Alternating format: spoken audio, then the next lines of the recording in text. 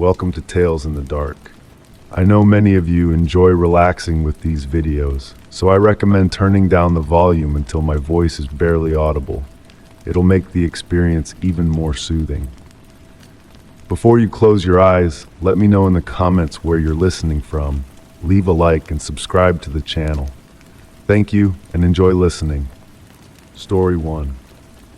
The soft glow of the moon seeped through my blinds as I stirred awake, my throat dry. I reached for the glass of water on my nightstand, then froze. My bedroom door was shut. I never closed it at night. Sleep still fogged my mind as I got up to check. Then my stomach dropped. The lock was on the outside. Living alone in this old house had always felt peaceful to me. The creaks and settling sounds had become a comforting symphony over the years, like an ancient lullaby sung by wooden beams and aged floorboards. But now, in the ethereal moonlight, those familiar sounds took on a different quality. I stood motionless, listening to the gentle tapping of tree branches against my window. The air felt different somehow, thicker, more deliberate in the way it moved around me. My collection of vintage photographs on the wall seemed to whisper silent stories in the dim light, their subjects, eyes following me with newfound attention. The brass doorknob gleamed softly, catching fragments of moonlight. I placed my hand on it, feeling its cool surface against my palm. The mechanism turned smoothly, but the door remained firmly shut. The lock on the other side held fast, its presence a quiet contradiction to everything I knew about my nightly routine. A subtle shift in the air made the hairs on my neck rise. The temperature had dropped ever so slightly, like a gentle exhale of winter breath. My old grandfather clock downstairs chose that moment to chime midnight, its deep resonance floating up through the floorboards like a voice from another time. I pressed my ear against the door, straining to hear any movement in the hallway beyond. The silence was profound, broken only by the soft whisper of my own breathing and the distant melody of wind through trees. The familiar scent of old wood and lavender that usually permeated my home was now tinged with something else, something older, like aged paper and forgotten memories. My mind drifted to the previous evening. I had spent hours in my study, sorting through a box of items I'd inherited from my grandmother. Among them was a peculiar brass key, its surface etched with intricate patterns I couldn't quite decipher. I had placed it on my desk, meaning to ask the local antique dealer about it. Now, in the midnight stillness, I wondered if that simple action had somehow disturbed something long dormant. The moonlight shifted, casting new shadows across my bedroom floor. They moved like liquid silver, forming patterns that seemed almost intentional. My reflection in the mirror appeared different too, slightly delayed, as if my image was thinking about its movements before making them. I sat on the edge of my bed, watching the play of light and shadow. The lock on my door wasn't threatening. It felt more like an invitation. An invitation to understand something that existed in the spaces between what we know and what we choose to forget. The gentle tick of my wristwatch marked the passing of time, but the numbers seemed less relevant now. As the night deepened, I noticed small changes in my room. Books on my shelf appeared to have shifted slightly, their spines aligned in a pattern I didn't recognize. The old photograph of my grandmother on my dresser seemed clearer somehow, her smile holding secrets I had never noticed before. When dawn finally began to paint the sky in gentle brushstrokes of pink and gold, I heard a soft click. The door swung open on its own, revealing an empty hallway bathed in early morning light. Everything was exactly as it should be, except for the brass key from my grandmother's box, now resting on the hallway floor, its patterns seeming to shift in the morning sun. I never found out who or what had locked my door that night. But sometimes, when the moon is full and the house settles into its midnight song, I feel a gentle tug of recognition. Perhaps some mysteries aren't meant to be solved, but rather experienced like a half-remembered dream. their truth living in the delicate space between reality and imagination. Now, years later, I still keep that brass key on my nightstand. And sometimes, just before sleep claims me, I swear I can hear it whisper stories of other doors, other locks, and other nights when the boundary between what we know and what we sense grows thin enough to touch. Story 2. The attic smelled of dust and old paper as I rummaged through a box of my childhood things. My fingers brushed over something familiar, my old diary, the one I hadn't seen in years. Smiling, I flipped through the pages, expecting childish scribbles. Instead, I found entries I didn't recognize, written in a shaking hand, and they were dated last year. The soft patter of rain against the roof created a gentle rhythm as I settled onto an old cushioned chair, the leather cool against my skin. The diary's pages were yellowed but intact, their familiar scent bringing back memories of summer afternoons spent writing my secrets.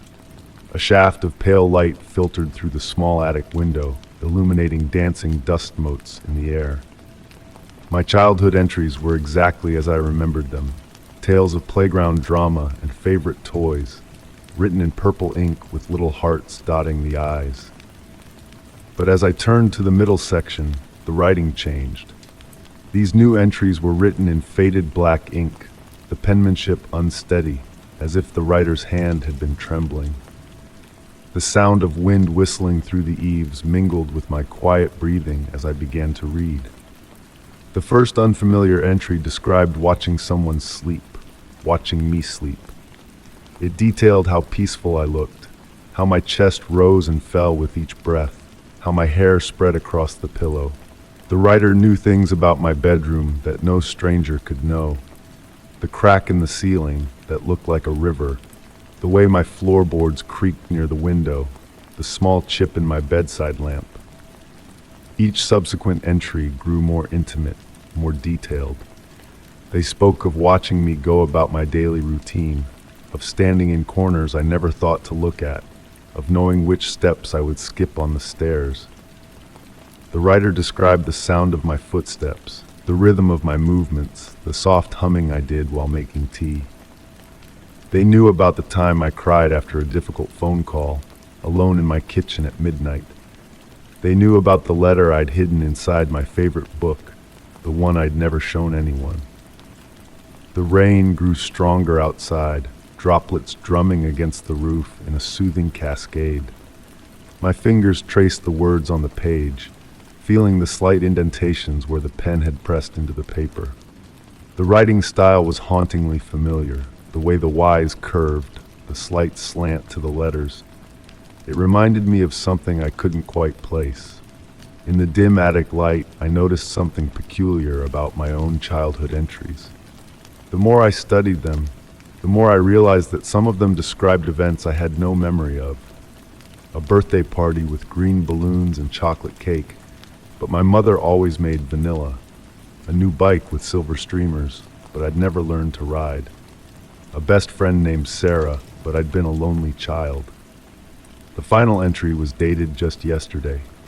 It described me finding this diary, sitting in this very attic, reading these very words. It described the rain outside, the dust in the air, the way my hands would shake as I turned each page. It described the exact moment when I would realize why the handwriting seemed so familiar. It was mine, but not from my childhood. It was my handwriting as it looked now. The entry ended with a simple question. When did I write these words? When will I write them? Or am I writing them now, in some strange loop of time I don't understand? A floorboard creaked behind me, and I felt a presence over my shoulder, watching me read. I didn't turn around. I didn't need to. I knew what I would see, myself, pen in hand, ready to write the next entry. The rain continued its gentle symphony against the roof, and somewhere in the house a clock struck midnight, its chimes echoing through the empty rooms. I'm still sitting here in this dusty attic, wondering about all the versions of me that have sat in this same spot, reading these same words, feeling this same profound sense of disconnect. Sometimes I think I catch glimpses of movement in the corners of my vision, shadows that move like people, like other versions of myself, all of us trapped in this gentle, endless loop. The rain is still falling, and the pen feels heavy in my hand. I know what I have to write next. I've read it so many times before, or perhaps I will read it many times in the future. Time feels soft here, malleable, like the pages of this old diary. So I begin to write. The attic smelled of dust and old paper as I rummaged through a box of my childhood things. Story 3. I was dusting the bookshelf when I noticed it, our old family photo, the one we had taken when I was 10. Mom, Dad, my little sister, and me. But something was wrong. In the background, just over my father's shoulder, there was a face. Pale, unfamiliar, watching us. I had never seen it before. The autumn rain tapped gently against the windows as I held the photograph closer, studying every detail. The familiar warmth of the living room seemed to fade slightly as my fingers traced the silver frame. The face was faint but unmistakable, ethereal features partially obscured by shadow, with eyes that somehow seemed to hold a profound sadness. I remember that day perfectly. The photographer had positioned us in front of the old oak tree in our backyard, its leaves creating a natural canopy of deep greens and golds. The air had been crisp, filled with the sweet scent of fallen leaves and Mom's freshly baked apple pie cooling on the windowsill. My sister had been fidgeting with her favorite blue dress, and Dad had just told one of his terrible jokes to make us smile naturally. But there had been no one else there. I was certain of it. As I sat in my father's old leather armchair, the familiar creaking of its worn springs providing an odd comfort, I found myself drawn deeper into the photograph. The mysterious face seemed to become clearer the longer I looked, like a word emerging from morning fog. It was neither young nor old, neither male nor female, yet somehow familiar in a way I couldn't explain. The gentle ticking of the grandfather clock in the corner marked time's passage as I delved into my memories. Each tick seemed to pull another detail from that day to the surface. The wind had been unusually still. The birds had fallen silent just before the photo was taken, and there had been that strange moment when Mom had shivered despite the warm afternoon sun. I got up and walked to the old bureau where we kept our family albums. My fingers brushed against the soft leather covers as I pulled out album after album. In each one, I found copies of the same photograph, some larger, some smaller, some slightly faded with age. But in every version before today, the space behind my father's shoulder had been empty, showing only the weathered bark of the oak tree. The sound of wind chimes from the porch drew my attention, their crystalline notes forming an ethereal melody. As I returned to the armchair with the albums, I noticed how the afternoon light had shifted, casting long shadows across the room. The face in the photograph seemed to shift too, its expression changing subtly with each passing cloud. What struck me most was not fear, but a deep sense of melancholy. The face held no malice, no menace. Instead, it seemed to radiate a profound loneliness, as if it had been waiting all these years to be noticed. I found myself wondering if it had always been there, patiently waiting in the background of our lives, watching our family grow and change. That evening, as the rain continued its gentle percussion against the windows, I showed the photograph to my sister over video call. She fell silent, her eyes widening in recognition. "I've been having dreams," she whispered, her voice barely audible over the soft static of the connection. Dreams about someone watching over us, someone who's always been there. The revelation sent a subtle shiver down my spine, not of fear, but of understanding. We spent hours talking, sharing memories of inexplicable moments from our childhood, the unexplained footsteps in the upstairs hallway, the way our toys would sometimes rearrange themselves, the faint singing we'd hear on quiet nights. As night settled in, I placed the photograph back on the shelf, but in a more prominent position. The face seemed to soften, almost grateful. The room felt different now, not empty as it had before, but full of a presence that was neither unwelcome nor intrusive. The grandfather clock chimed softly, its sound mixing with the continuing rainfall. I've started to notice other changes in our old family photos. Sometimes I catch glimpses of the same face in different pictures. A shadow in the corner of my sister's graduation photo, a reflection in the window of our first house, a blur in the background of Christmas morning. It's as if once I acknowledged its presence, it felt free to reveal itself in other memories. But I don't try to show these photos to others anymore. I've come to understand that some presences choose their moments to be seen, and some mysteries are meant to remain gentle questions rather than demanding answers. The face in our family photo has become a quiet companion in my exploration of memory and time, a reminder that perhaps we're never truly alone in our history. Now, when I dust the shelves or sort through old albums, I take my time. I pay attention to the backgrounds, to the shadows and spaces between moments. Sometimes in the soft light of evening, I sit in the old armchair and simply observe. The face observes with me, its eternal vigil a strange comfort in the gathering dark. Together, we watch as new shadows form and old memories shift, like leaves turning slowly in an autumn breeze. Story 4. The air was thick with stillness, the kind of quiet that presses against your ears. I blinked, adjusting to the darkness of my bedroom, unsure of what had woken me. Then, barely above a breath, I heard it again. My name. Close. Too close. But I was alone in the house. The digital clock on my nightstand cast a soft red glow, marking 3:17 a.m. Outside my window, branches swayed gently in the autumn wind, their shadows dancing across my wall like fluid brushstrokes. The house settled around me with familiar creaks and gentle sighs, sounds I normally found comforting. But tonight, they felt different, more intentional. I lay perfectly still, letting my senses absorb every detail. The cotton sheets felt cool against my skin, and the faint scent of lavender from my evening tea lingered in the air. The moonlight filtered through my curtains, painting silver patterns on my ceiling. Everything seemed normal, yet something felt subtly wrong, like a painting hung slightly crooked. My name came again, this time from the hallway. It wasn't frightening, exactly. The voice was gentle, almost musical, like wind chimes in a soft breeze. It reminded me of something from my childhood, a half-forgotten memory of someone singing me to sleep. I found myself drawn to it, even as my rational mind insisted I should be terrified. Slowly I sat up. The wooden floorboards beneath my feet were smooth and cold. I noticed how the darkness seemed to pool in the corners of my room, deeper than usual. The mirror on my dresser reflected moonlight, but something about its surface seemed different. When I looked directly at it, it appeared normal. But in my peripheral vision, it seemed to ripple like water.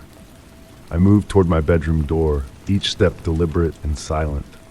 The hallway beyond was dark, but not impenetrable. Moonlight spilled through the window at the end, creating a path of dim silver light. The old photographs on the walls watched me pass, their frames catching glints of light. For a moment, I could have sworn the faces in them had changed, turned to follow my movement. The voice led me downstairs, each step bringing a soft creak from the wooden stairs. The sound of my breathing seemed unusually loud in the quiet house. At the bottom, I paused. The living room stretched before me, familiar furniture transformed into shadowy shapes by the darkness. My grandmother's rocking chair by the window moved slightly, though there was no breeze. The air grew cooler as I approached the chair. The scent of lavender was stronger here, but mixed with something else, old books, perhaps, or dried flowers. It reminded me of my grandmother's house, though she had passed away years ago. The chair stopped moving as I drew near. On the seat lay a small, worn book I had never seen before.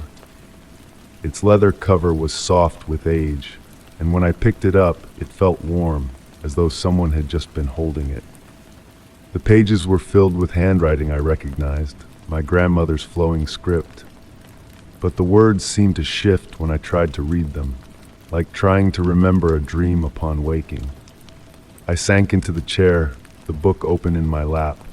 The whispers had stopped, but the silence felt different now, expectant, waiting. As I turned the pages, I began to understand. The book contained stories, stories my grandmother used to tell me, stories I had forgotten, stories about voices in the night, about the thin places where different worlds touch, about the people who walk between them. Near dawn, I must have drifted off to sleep in the chair. When I woke, sunlight was streaming through the windows, and birds were singing their morning songs. The book was gone. I searched the entire house, but found no trace of it.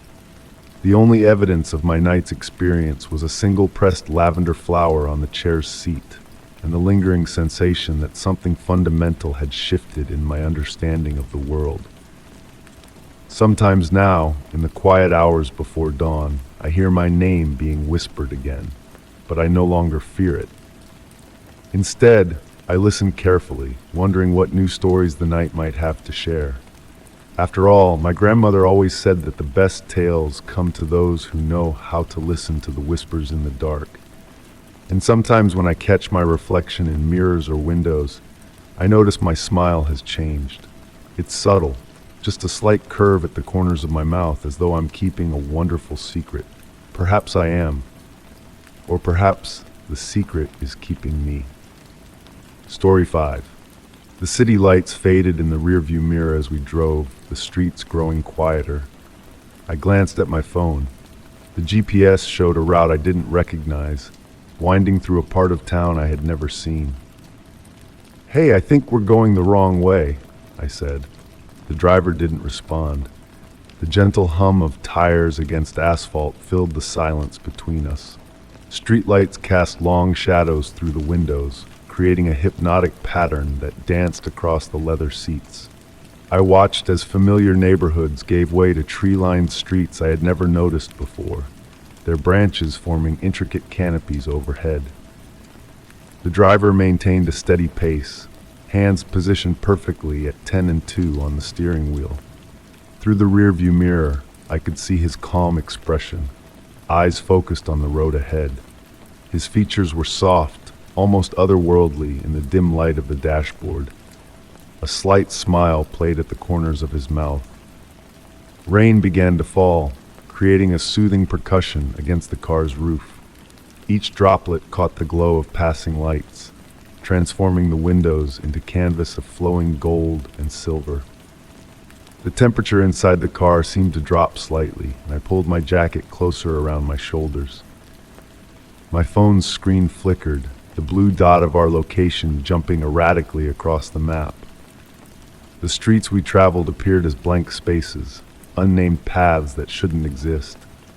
I watched with growing fascination as the familiar grid of city streets dissolved into undefined territory. The air grew thick with the scent of pine and wet earth, an impossible fragrance for an urban environment. Outside, the buildings had all but disappeared, replaced by tall shadows that could have been trees or something else entirely. The road beneath us felt different too, smoother, as if we were gliding rather than driving. Time seemed to flow differently in this strange space. The clock on my phone displayed numbers that made no sense, digits rearranging themselves when I wasn't looking directly at them. The rain continued its gentle symphony, mixing with the soft whisper of air through vents that carried hints of lavender and sage. I should have been afraid, but a peculiar calm had settled over me. The seat cradled my body perfectly, and the motion of the car felt like being rocked in a cradle. The driver's presence, though silent, was oddly comforting. His hands never moved from their perfect position on the wheel, guiding us through this impossible journey. Occasionally, we would pass something that looked like a street sign, but the letters were unfamiliar, not quite any alphabet I knew, yet somehow suggesting meanings just beyond my grasp. The rain transformed them into flowing symbols that seemed to follow their own fluid logic. The radio remained silent, yet I could swear I heard distant music, notes that floated just at the edge of hearing, like a half-remembered lullaby. It might have been coming from outside the car, or perhaps from somewhere within my own mind. As we drove deeper into this mysterious realm, I noticed small lights floating in the distance. They moved like fireflies, but were too large, too purposeful in their dance. They never came close enough to reveal their true nature, maintaining a dreamy distance that kept them perpetually mysterious. My eyelids grew heavy, though I fought to stay awake.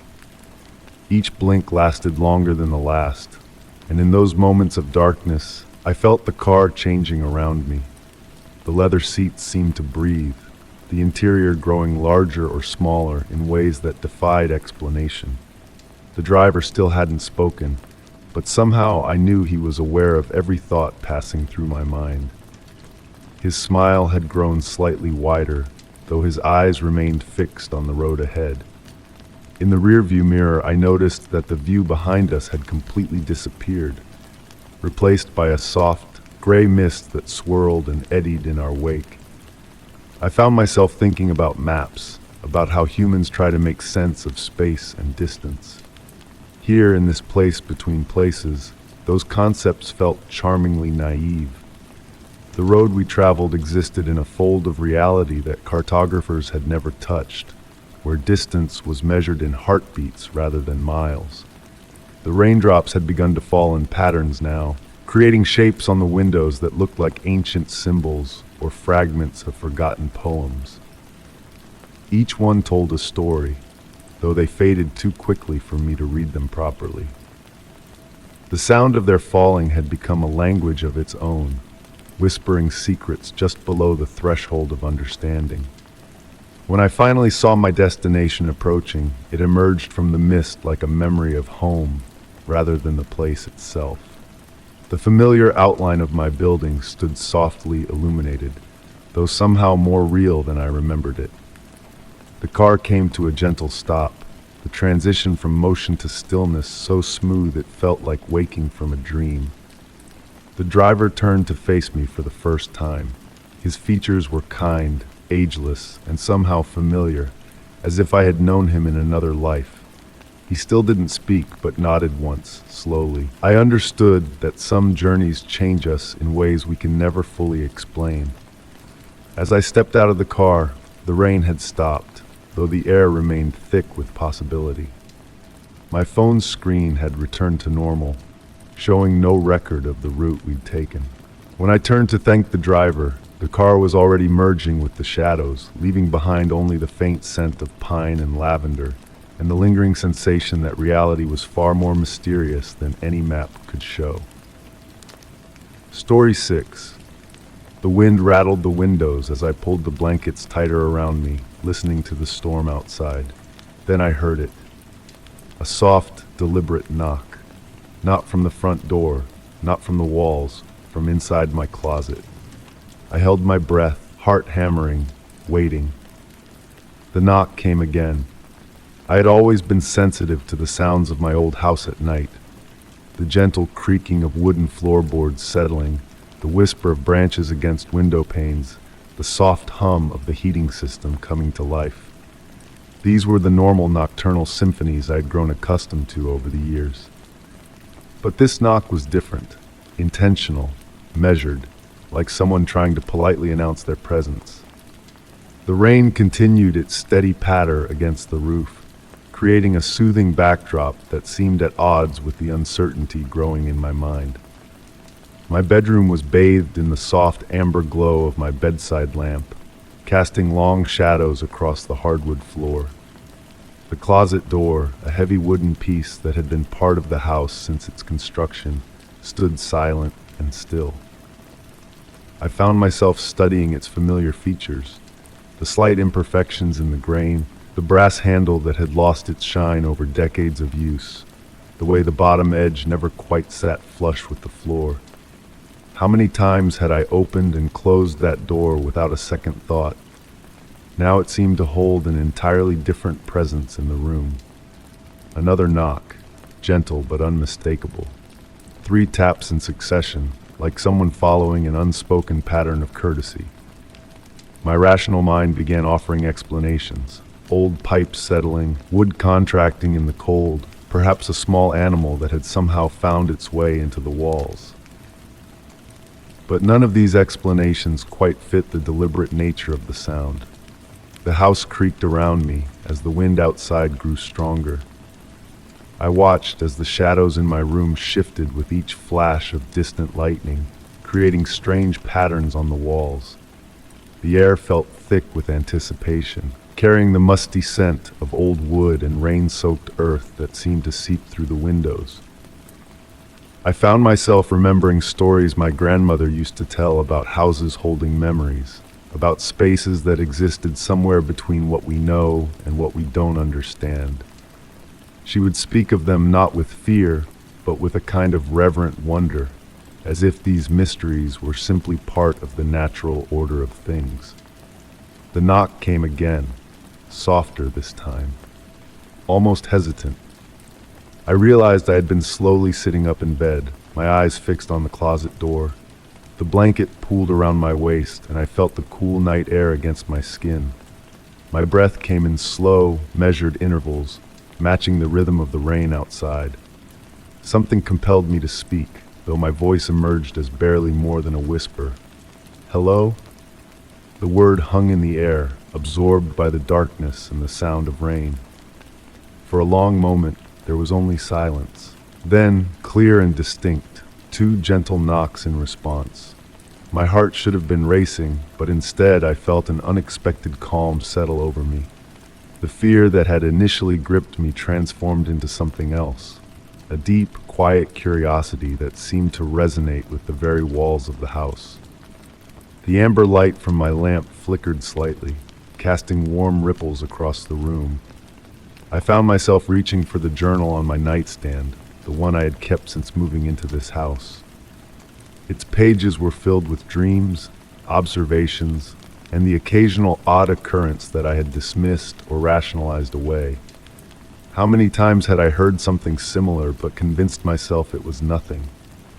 As I sat there, pen hovering over a blank page, the knocking came one final time, a single soft tap that seemed almost like a goodbye. The storm outside began to fade, the rain gentling to a whisper. I wrote down everything exactly as it happened, describing the sound, the feeling, the strange sense of peace that had replaced my fear. Morning found me still awake, the journal open in my lap. The closet door remained closed, showing no sign of the night's events. Sunlight streamed through my windows, creating patterns on the floor that seemed to hold their own subtle mystery. I never heard the knocking again, but sometimes, on particularly quiet nights, I find myself listening for it, wondering about the thin spaces between what we know and what we don't, and whether something in my closet is wondering about me too. Story 7. The house was perfect, cheap rent, spacious, and close to work. But when I moved in, I noticed one door wouldn't budge. "That room stays locked," the landlord had said, too quickly, too firmly. I laughed it off at first, until one night I heard movement inside. I remember the first time I noticed something was different about that door. It was during a quiet evening in autumn, when the wind whispered through the trees outside my windows and the wooden floors creaked with the settling of the old house. The door itself was unremarkable, solid oak, painted a faded cream color that matched the rest of the hallway. But there was something about the way the brass doorknob caught the light, always seeming to gleam even in the dimmest conditions. The sound of soft footsteps from within began about a month after I moved in. At first, they were so faint, I convinced myself it was just the house settling, or perhaps mice in the walls. The footsteps always came at night, when the world outside grew still, and the only other sound was the gentle ticking of my grandfather's clock in the living room. I started keeping a journal of the sounds. They followed a pattern, always beginning around midnight, always lasting exactly 7 minutes. The footsteps would pace from one end of the room to the other, pause near what I imagined was a window, then continue their measured journey across the floor. One particularly cold night, as rain drummed steadily against the roof, I pressed my ear against the door. The wood felt unnaturally warm against my skin, and beneath the steady rainfall, I heard something else, humming. It was a melody I almost recognized, like a half-remembered lullaby from childhood.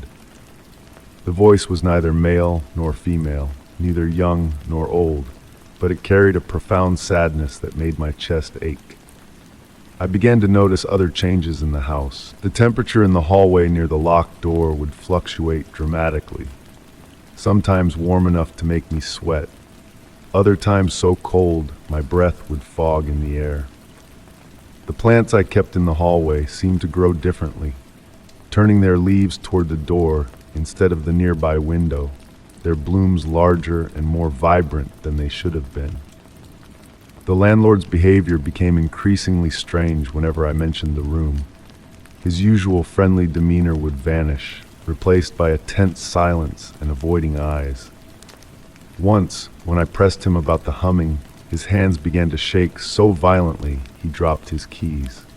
"Some doors," he said finally, his voice barely above a whisper, "are locked for a reason." But it was the letters that truly unsettled me. They started appearing under the door, small squares of yellowed paper covered in elegant handwriting. The ink seemed to shift colors in different lights, from deep blue to purple to a rich burgundy. Each letter contained only a single line, written in what appeared to be different languages. I collected them, carefully storing each one in a wooden box by my bed. After 3 months, I had 12 letters. One night, unable to sleep, I arranged them on my bedroom floor in the order I'd received them. As I stared at them in the soft lamplight, I realized something. Each letter had a small number hidden in its corner, barely visible unless you knew to look for it. When arranged by these numbers, the letters formed a message in perfect English. The message was simple, yet it made my blood run cold. "I am not locked in. You are locked out. This is for your protection." That night, I heard something new from behind the door, the sound of paper being torn, slowly and deliberately. Then silence, complete silence, the kind that feels heavy, waiting. The footsteps never came that night, nor any night after. The strangest part, I've grown to find comfort in the quiet. Sometimes late at night, I sit in the hallway near the door, back against the wall, and read a book.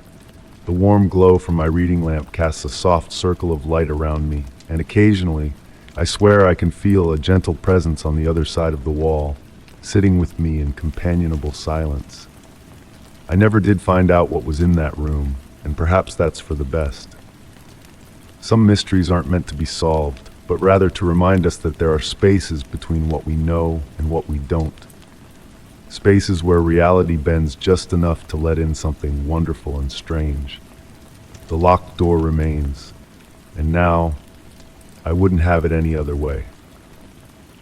What bothers me most isn't the mystery itself, but how natural it all feels now. The locked door has become as much a part of my daily life as my morning coffee or the creaky third step on the staircase. Sometimes I wonder if that was the point all along. Not to frighten, but to teach me to live peacefully with the unknown. Story 8.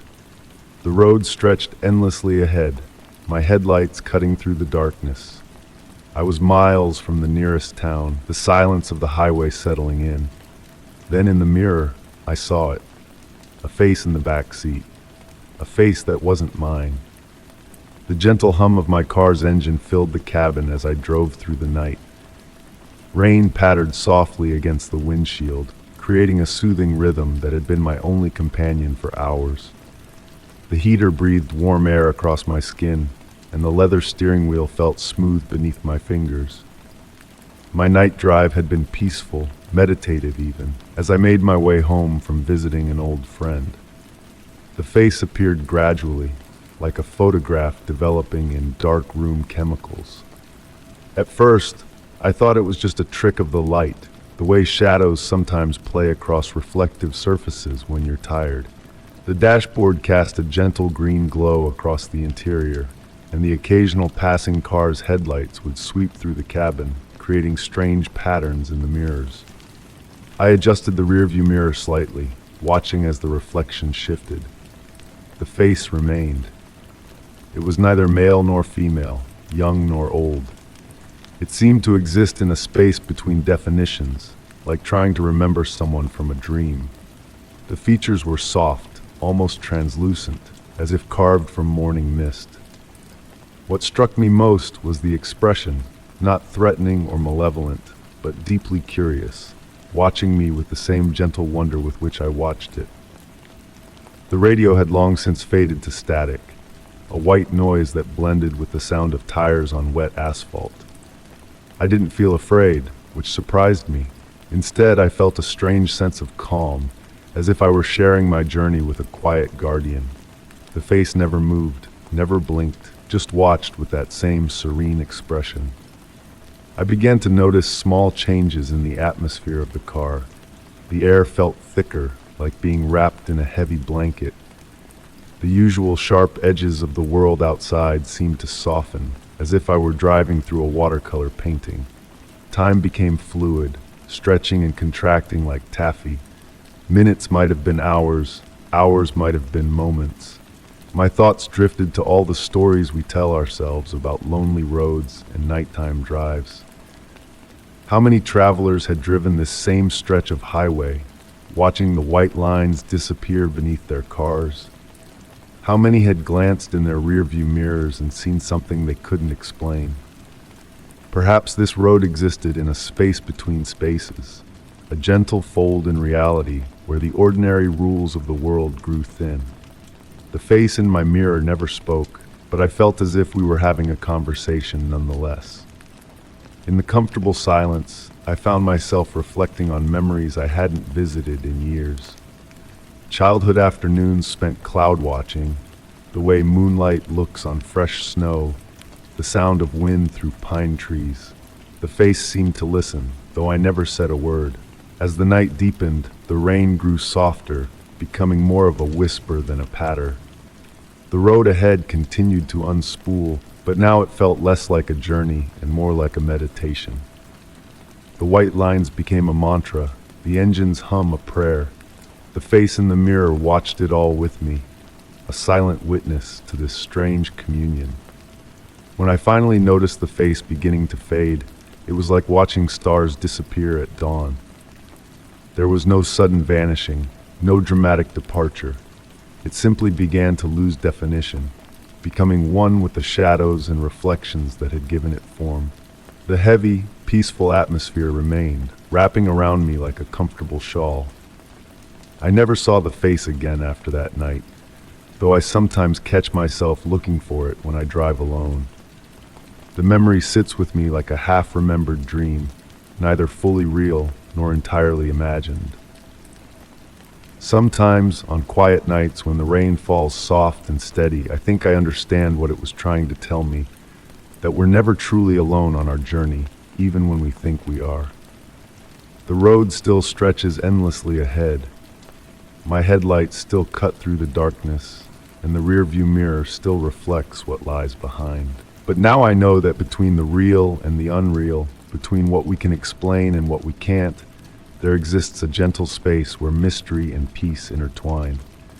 And in that space, a face without a name watches over nighttime travelers, keeping them company on their solitary drives through the dark. Story 9. The notification lit up my phone, a video message from my brother. My hands shook as I pressed play. The footage was grainy, like it had been recorded in the dark. He looked scared, his breathing uneven. "Don't open the door," he whispered. Then the video cut to black. I sat in my dimly lit living room, the soft patter of rain against the windows creating a gentle rhythm that seemed to mock the racing of my heart. The grandfather clock in the corner ticked steadily, its brass pendulum catching the warm light from my reading lamp. The familiar scent of old books and chamomile tea filled the air, usually bringing comfort, but now feeling somehow different, distant. My brother Michael had passed away exactly 1 year ago. The memory of that day remained clear as morning frost on a window pane. The phone call, the drive through the autumn rain, the quiet hospital corridor. The doctor said it was peaceful, in his sleep. I'd spent the past year trying to accept that reality, arranging his belongings, dealing with paperwork, moving forward one small step at a time. The phone felt heavy in my hands as I replayed the video. Each time, the same grainy quality, the same frightened expression, the same warning. The timestamp showed it was recorded just hours ago.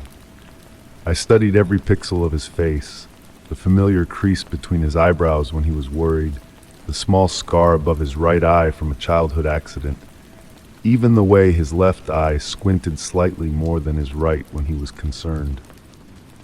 It was undeniably Michael. The heating system hummed softly, pushing warm air through the vents that made the curtains sway ever so slightly.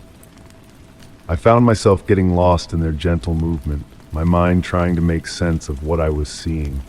The logical part of my brain suggested a hack, a deep fake, or perhaps old footage someone had manipulated, but something deeper, more instinctual, whispered otherwise. I noticed other details in the video I hadn't caught at first. Michael was wearing his favorite green sweater, the one we buried him in. The wall behind him looked familiar, with its distinctive wallpaper pattern of subtle ivory vines against a cream background. It took me a moment to realize why. It was the wallpaper from our old family home, the one our parents had sold years ago. The rain outside grew heavier, drops drumming against the roof in a steady rhythm.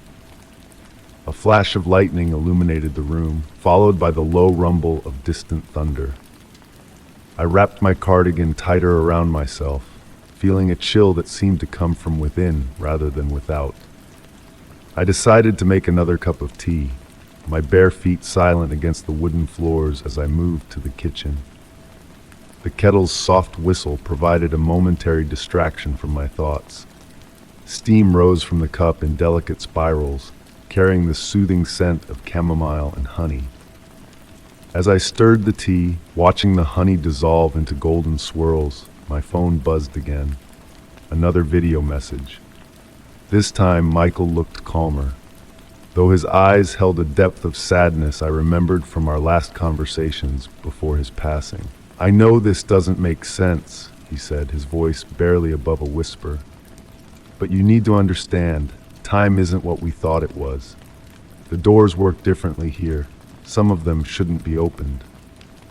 The video continued longer this time. I could make out more of the room behind him. Books lined the shelves, our father's old collection. A brass lamp cast a warm glow, creating dancing shadows on the wall. The camera moved slightly, and I caught a glimpse of something that made my breath catch. Our mother's antique mirror, the one that had been lost in the move 15 years ago. A soft creaking sound drew my attention away from the phone. It came from upstairs, where the spare room, Michael's old room when he would visit, remained untouched since his passing. The sound was familiar. The specific way the floorboards protested when someone shifted their weight near the window. The house settled back into silence, but something had changed in the atmosphere. The air felt thicker, like the moment before a storm breaks. My tea had grown cold, untouched. The grandfather clock struck midnight, each chime resonating through the quiet house with newfound significance. I received one final video as the last chime faded away. Michael looked directly into the camera, his expression gentle now, almost peaceful. "Remember when we were kids," he said, "and we found that hidden door in the attic, the one that shouldn't have been there? We never did figure out where it led." He smiled, that crooked, knowing smile I'd missed so much. Some doors stay closed for a reason, but some need to be opened to understand why they were closed in the first place. The video ended, and with it came a realization. The creaking sound I'd heard wasn't from the spare room, it was from the attic. I sat in my chair, listening to the rain and the steady ticking of the clock, understanding slowly dawning. The doors Michael spoke of weren't just physical barriers. They were thresholds between what we understand and what we don't, between what we accept as possible and what we dismiss as impossible.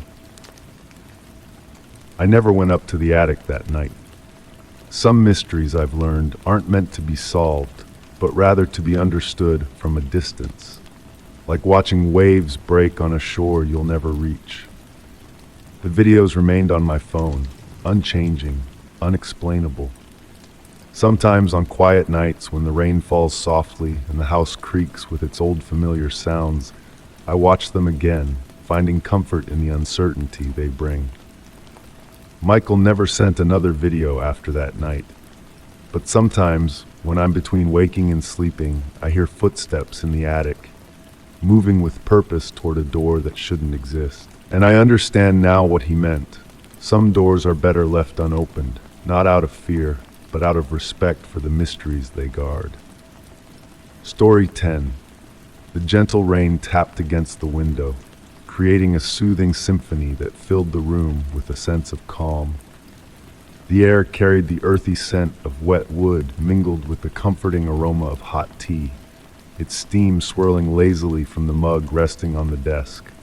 This was a night made for losing oneself in the pages of a book, letting the words carry you away to dreamland without a worry in the world. But then, 3 sharp knocks shattered the peaceful silence, each one echoing with a clear, decisive tone. I froze, my breath catching in my chest. No one was expected at this late hour, and the unexpected interruption sent a shiver down my spine. The old armchair beneath me creaked softly as I shifted, gently marking my place in the well-loved paperback I held in my hands. The antique clock on the wall displayed 11:47 p.m., its rhythmic ticking blending harmoniously with the steady patter of the rain outside. Living on the top floor meant visitors were a rare occurrence, especially in the dead of night. The idea of someone standing outside my door in the darkness stirred a sense of unease within me, prickling my skin with anticipation. I remained motionless, straining my ears to catch any sound amidst the rain's gentle melody and the soft hum of the radiator.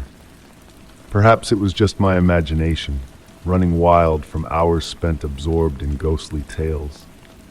Slowly, I settled back into the embrace of my chair, pulling my warm blanket snugly around my shoulders. Then it happened again. 3 knocks, perfectly spaced, each one a mirror image of the last. My heart quickened its pace, not from fear, but from a strange familiarity that tugged at the edges of my consciousness like a half-remembered dream. Rising from my seat, my steps silent on the wooden floor, I made my way towards the door.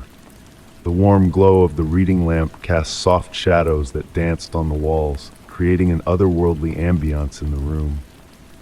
As I neared the door, a peculiar realization struck me. The usual draft that crept beneath the door was absent, a stark contrast to the storm raging outside. Placing my palm against the smooth surface of the door, I felt an unexpected warmth seeping through the wood, as though it had been basking in sunlight all day. A perplexing sensation, considering the rainy night that enveloped the world outside. Closing my eyes, I immersed myself in the moment, focusing on the subtle nuances surrounding me. Once more, 3 knocks resounded, softer this time, almost hesitant, like a gentle nudge from a long-lost friend. The warmth from the door pulsed with each knock, spreading a soothing sensation up my arm in gentle waves. Memories of my grandmother's tales flooded my mind, stories of mystical nights when realms intertwined and secrets were whispered in the wind. She often spoke of doors that led to places beyond comprehension, where wisdom waited to be rediscovered. Standing there, hand pressed against the door's comforting heat, I pondered if this was what she meant. The knocking ceased, yet the warmth lingered, pulsating like a heartbeat against my palm. The rain outside seemed to mimic the cadence of the knocks, falling in a rhythm that matched the mysterious visitor's pattern. Time blurred and stretched in that enchanted moment, as if the world itself had slowed to a dreamlike pace.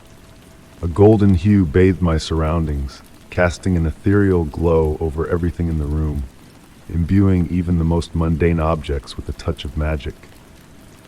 I never dared to open the door that night, choosing instead to stand in silent contemplation until the warmth gradually faded and the rain resumed its natural course. Returning to my armchair, I discovered my tea still warm, untouched by the passage of time. The clock stubbornly displayed 11:47 p.m., refusing to acknowledge the hours that had slipped by unnoticed. In the quiet of rainy nights since then, I've felt that same inexplicable warmth emanating from the door, a gentle reminder of the mysteries that dwell beyond our understanding. I've learned to cherish these moments, embracing the enigmatic nature of existence that defies rational explanation. The mysterious visitor never returned, but within me, something shifted that fateful night. I've come to realize that some questions are not meant to be answered, but rather to be embraced as part of life's intricate tapestry. Like a soft whisper on the wind, they offer fleeting glimpses of hidden truths that elude our grasp. My grandmother's wisdom rings true. Some doors are best left unopened, not out of fear, but out of reverence for the delicate balance between the known and the unknowable. The true enigma lies not in the identity of the visitor, but in the awakening of a dormant part of myself that yearned for connection with the mysteries of the universe. As I drifted into sleep that night, a profound sense of peace enveloped me, a tranquility born of acceptance and curiosity. The rain continued its gentle serenade, the clock maintained its steady rhythm, and on special occasions I still feel that familiar warmth against my palm. And in those moments I smile, content in the knowledge that some secrets are meant to lull us into slumber, whispering their elusive truths in the language of dreams. Story 11. I reside in a small yet snug apartment, where the cream-colored walls and the soft creak of hardwood floors beneath my bare feet cocoon me in a blanket of familiarity. As I prepared to extinguish the light for the night, a peculiar sight caught my eye.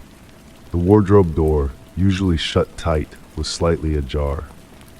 A puzzle, for I distinctly remembered closing it before retiring to bed. That moment marked the beginning of an intriguing nighttime ritual that has unfolded over the past 3 weeks. Every evening, without fail, I ensure the wardrobe door is securely shut, at times even verifying the latch twice for good measure. Yet, as the night deepens and I find myself roused from slumber, there it is again, the door standing ajar, just a fraction. Initially, I brushed it off as a figment of my imagination, or perhaps a consequence of a draft from the aging heating system. The gentle whisper of air through the vents could easily nudge a door left slightly ajar. However, subtle shifts began to unravel before me, casting doubt upon my initial explanations. In the hushed hours between midnight and dawn, I discerned faint sounds emanating from within the wardrobe. Not menacing noises, but rather a soft rustle, akin to fabric gently caressed by a breeze, or the murmur of autumn leaves dancing against a window pane. It carried a melodic quality, a lullaby woven from whispers and silk.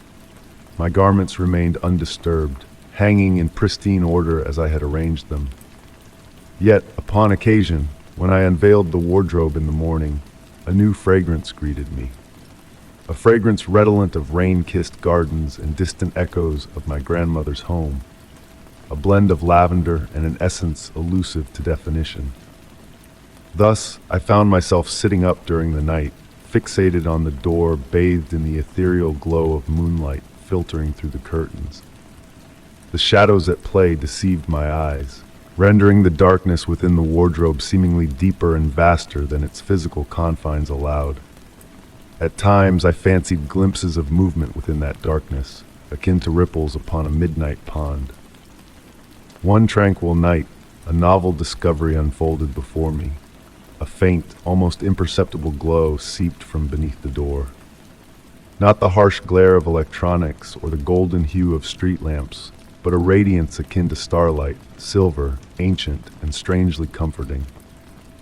It pulsed softly, mirroring the cadence of my own breath, akin to a heartbeat in harmony with mine. I began to leave small trinkets near the wardrobe, a flower plucked from my morning stroll, a feather discovered on my window ledge, a smooth stone catching my eye. Each dawn, they were rearranged with such intentional delicacy that chance could not account for it. Once, a blank sheet of paper left overnight was adorned with frost-like patterns at daybreak, intricate swirls that dissipated with the rising sun. Curiously, fear did not grip me. There was a reassuring quality to these nocturnal phenomena. It felt as though the wardrobe harbored a gentle secret, an ancient wisdom choosing to grace my living quarters. The sounds and scents that unfurled became a comforting lullaby, ushering me into a profound, undisturbed slumber. Subtle transformations began to manifest in my existence. My dreams bloomed with vivid imagery, sprawling libraries with shelves without end, gardens ablaze under starlit skies, and doors unveiling realms beyond imagination. Upon awakening, I carried remnants of these dreams like precious gems in my consciousness. I pondered whether the wardrobe was more than a mere gateway, a guardian, perhaps, watching over my nocturnal hours. Strangely, this notion evoked solace rather than apprehension. Is there not a touch of magic in acknowledging the enduring mysteries that dwell within our most intimate spaces? This enigma remained unspoken in the presence of visitors, a silent pact shared between myself and the benign presence that graced my nights. When company lingered, the wardrobe remained sealed shut, safeguarding its enigma like a cherished secret. On the previous night, before retiring, I penned a note of gratitude.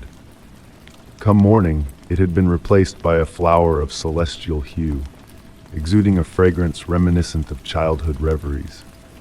I preserved it within my journal, a keepsake of this mystical and captivating enigma that had woven itself into my life. Though I continued to close the wardrobe door each night, aware it will yield before dawn, a smile now accompanies this nightly ritual, a shared secret with an ancient confidant. Some may deem it haunting, yet I prefer to regard it as a chosen privilege, selected to partake in a wondrous and inexplicable communion, a gentle reminder that reality harbors more enchantment than we fathom. Thus, I embrace my nightly routine, assured that as I descend into slumber, the door will crack open, ushering in whatever tender magic seeks to visit. Amidst a world saturated with clamor and certainty, solace is found in a mystery that whispers rather than clamors, that kindles wonder instead of fear. Story 12. The gentle rhythm of rain against my window had become a familiar lullaby during my late-night writing sessions. Each droplet cascaded down the glass, painting shimmering paths of light. The soft glow of my desk lamp enveloped me in a cozy amber aura, while the room around me remained cloaked in serene darkness. I found solace in tracing the intricate patterns of raindrops, losing myself in the tales they seemed to whisper. But tonight, there was a shift in the air. The water moved in mysterious ways, as if guided by an unseen force. Initially, I brushed it off as a trick of the weary mind. The soothing sound of rain almost swayed me into that tranquil realm between reality and dreams. Yet, the peculiar dance of the droplets grew more defined. They avoided certain areas on the glass, forming dry patches that gradually outlined a figure. Intrigued, I leaned closer, my breath held captive. The reflection not only mirrored the rain, but also the dimness of my room behind me. And there, within the layered reflection of glass and water, I noticed a peculiar discrepancy in my own image. It lagged slightly behind my movements, as if dancing to a distant melody. The rain's whisper intensified, filling my senses with its ethereal melody. Mesmerized, I witnessed my reflection reaching out to touch the glass, a movement my own hand did not replicate. The gesture was fluid, graceful, as if following a choreography unknown to me. A gentle warmth caressed my skin, contrasting the coolness near the window. The features of my reflection began to shift, morphing into something both recognizable and enigmatic. The eyes held a wisdom that transcended time, depths unfathomed in my own gaze. Motionless, I observed as my reflection underwent a gentle transformation. It transcended gender and age, embodying a timeless essence. The rain weaved silver patterns around it, defying gravity in perfect circles. A flicker of my desk lamp momentarily dimmed the room, and in that fleeting darkness, I sensed a presence beside me, tender as a mother's embrace. When light returned, my reflection reverted to mirroring my every move flawlessly. Yet the rain persisted in its enigmatic dance, a reminder of the extraordinary encounter. I remained by the window for hours, contemplating the ethereal visitation. The lingering presence felt akin to a cherished melody, neither unsettling nor intrusive. With the approaching dawn, the rain gradually dwindled, leaving behind ordinary streaks on the window. And now, on rainy nights, I am drawn to that window, abandoning pen and paper on my desk. Sometimes, under the perfect conditions, when the rain forms a mirror-like surface, I catch glimpses of that other self observing me through the glass. We share a silent understanding, my reflection and I, acknowledging that some mysteries are meant to be embraced rather than deciphered. The rain continues its descent, each droplet carrying the promise of another encounter. And in those moments of mutual observation, I ponder if in a distant realm, another version of myself sits by their own window, yearning to glimpse my world through the silver threads of rain. Story 13. The gentle drumming of heavy rain on the roof enveloped me in a soothing embrace, creating a hypnotic melody that lulled me into a state of tranquility. I found myself once again in the company of solitude within the walls of my old country house. The drops cascaded down the window panes, tracing intricate serpentine paths that swayed and danced in the soft, flickering candlelight I had lit to ward off the encroaching darkness. Outside, the wind whispered through the garden trees, their leaves rustling in a natural lullaby that seemed to beckon me into a dreamlike trance. Perched in my favorite armchair, cradling a steaming cup of tea, I gazed absently as wisps of vapor curled and twisted in delicate spirals, vanishing into the air. The house itself seemed to come alive with its familiar sounds, the faint creaking of aged wood, the rhythmic ticking of the pendulum clock in the entryway, the gentle whistle of the wind as it crept through unseen crevices. All seemed as it should be, yet an indefinable unease began to stir in the depths of my being, casting a shadow over the peace of the evening. It was as I sipped my tea that I first noticed a peculiar occurrence. Through the reflection in the hallway mirror, the upstairs bedroom window appeared to glow with an otherworldly light, as though a candle had been kindled within its confines. But I knew with certainty that no such light source existed in that room.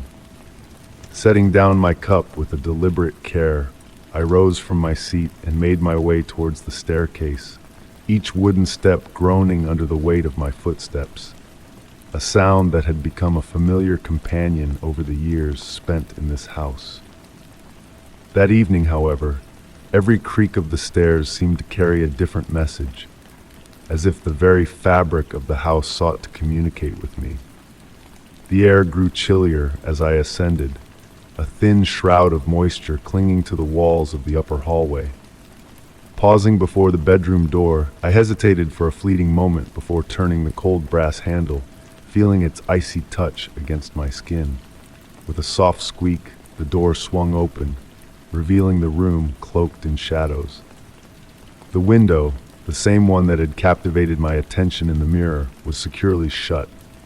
Yet, to my astonishment, the lock began to shift of its own accord, guided by unseen hands. Slowly, almost imperceptibly, the window began to open, inch by inch, without any visible force propelling it. The breeze that wafted in was not forceful enough to justify such movement, and the air it carried bore a fragrance both sweet and ancient, redolent of dried flowers and weathered wood. Approaching the window with cautious steps, I watched as raindrops entered the room, forming tiny pools on the wooden sill. To my amazement, The drops did not fall in a straight descent, but instead pirouetted through the air, tracing intricate patterns before settling gently on the floor. As I beheld this inexplicable display, a movement caught my eye. Letters began to materialize on the fogged surface of the window, as if an unseen hand were tracing out words in the mist. Though the script was blurred and indecipherable, my heart quickened its pace in anticipation. The curtains stirred softly, as if stirred by a phantom breath, their undulating motion akin to the slow, rhythmic breathing of one lost in slumber. Filtered moonlight cast shifting shadows on the walls, each one weaving a silent tale of its own. I extended a hand towards the window, feeling the chill of the night air brush against my fingertips. But just as my skin grazed the glass, the window closed with a gentle sigh, the lock clicking into place with a finality that sent shivers down my spine. The ethereal scent that had permeated the room began to dissipate, leaving behind a lingering sense of wonder and awe. For several moments, I remained rooted in place, listening to the steady patter of rain outside. The room had reverted to its former appearance, yet a subtle shift had occurred. It was as though the house itself had sought to reveal a glimpse of another realm, a world existing parallel to our own, visible only in those rare moments when the veil between reality and mystery grows thin as gossamer. Since that fateful night, whenever the heavens open and rain cascades down, I find myself ensconced in my armchair, fixated on the reflection of the upstairs window in the hallway mirror. Sometimes it remains still, a silent sentinel in the night. Other times it stirs, opening slowly in a ritual as ancient as time itself. I have yet to uncover the source of this enigmatic phenomenon, but I have come to accept it as a part of the tapestry of mysteries that bind me to this house, secrets shared only between myself and these ancient walls. On the quietest of nights, when the wind murmurs through the trees and the rain whispers its lullaby, I can almost sense a presence lingering in the shadows, a guardian unseen yet ever watchful, sharing this space with me, manifesting through a window that opens of its own accord, a silent testament to the mysteries that dwell within these hallowed walls. Story 14. The weariness of a long day clung to me as I entered my study. The amber glow of the desk lamp painted soft shadows on the walls adorned with shelves of books. The scent of aged paper and ink embraced me like an old friend as I sank into my worn leather armchair. Resting on the polished wooden desk was my cherished old diary, a gift from my grandmother. Its brown leather cover and yellowed pages held my innermost thoughts. As I reached for it, something caught my eye. The last page, once blank, now bore elegant handwriting unlike my own. The ink appeared fresh, as if written just moments ago. Intrigued, I drew closer, my breath slowing as I read. The words painted a picture of an autumn evening, mirroring the very room I sat in. Rain tapped gently against the window, creating a soothing rhythm that blended with the rustle of pages moved by an unseen hand. The lamp flickered, casting dancing shadows around me. I was spellbound by the mysterious prose that seemed to anticipate my every action. Curiosity urged him to turn the page, the text beckoned, and almost involuntarily I complied. New words materialized before me, as if a ghostly hand guided the pen. The ink flowed effortlessly, capturing every sensation I felt. The warmth of the lamp, the heaviness of my breath, the shiver down my spine. I stood, unable to tear my gaze from the pages that filled themselves with uncanny accuracy. The narrative shifted, describing books on the shelves I didn't recall owning, yet they stood there in reality.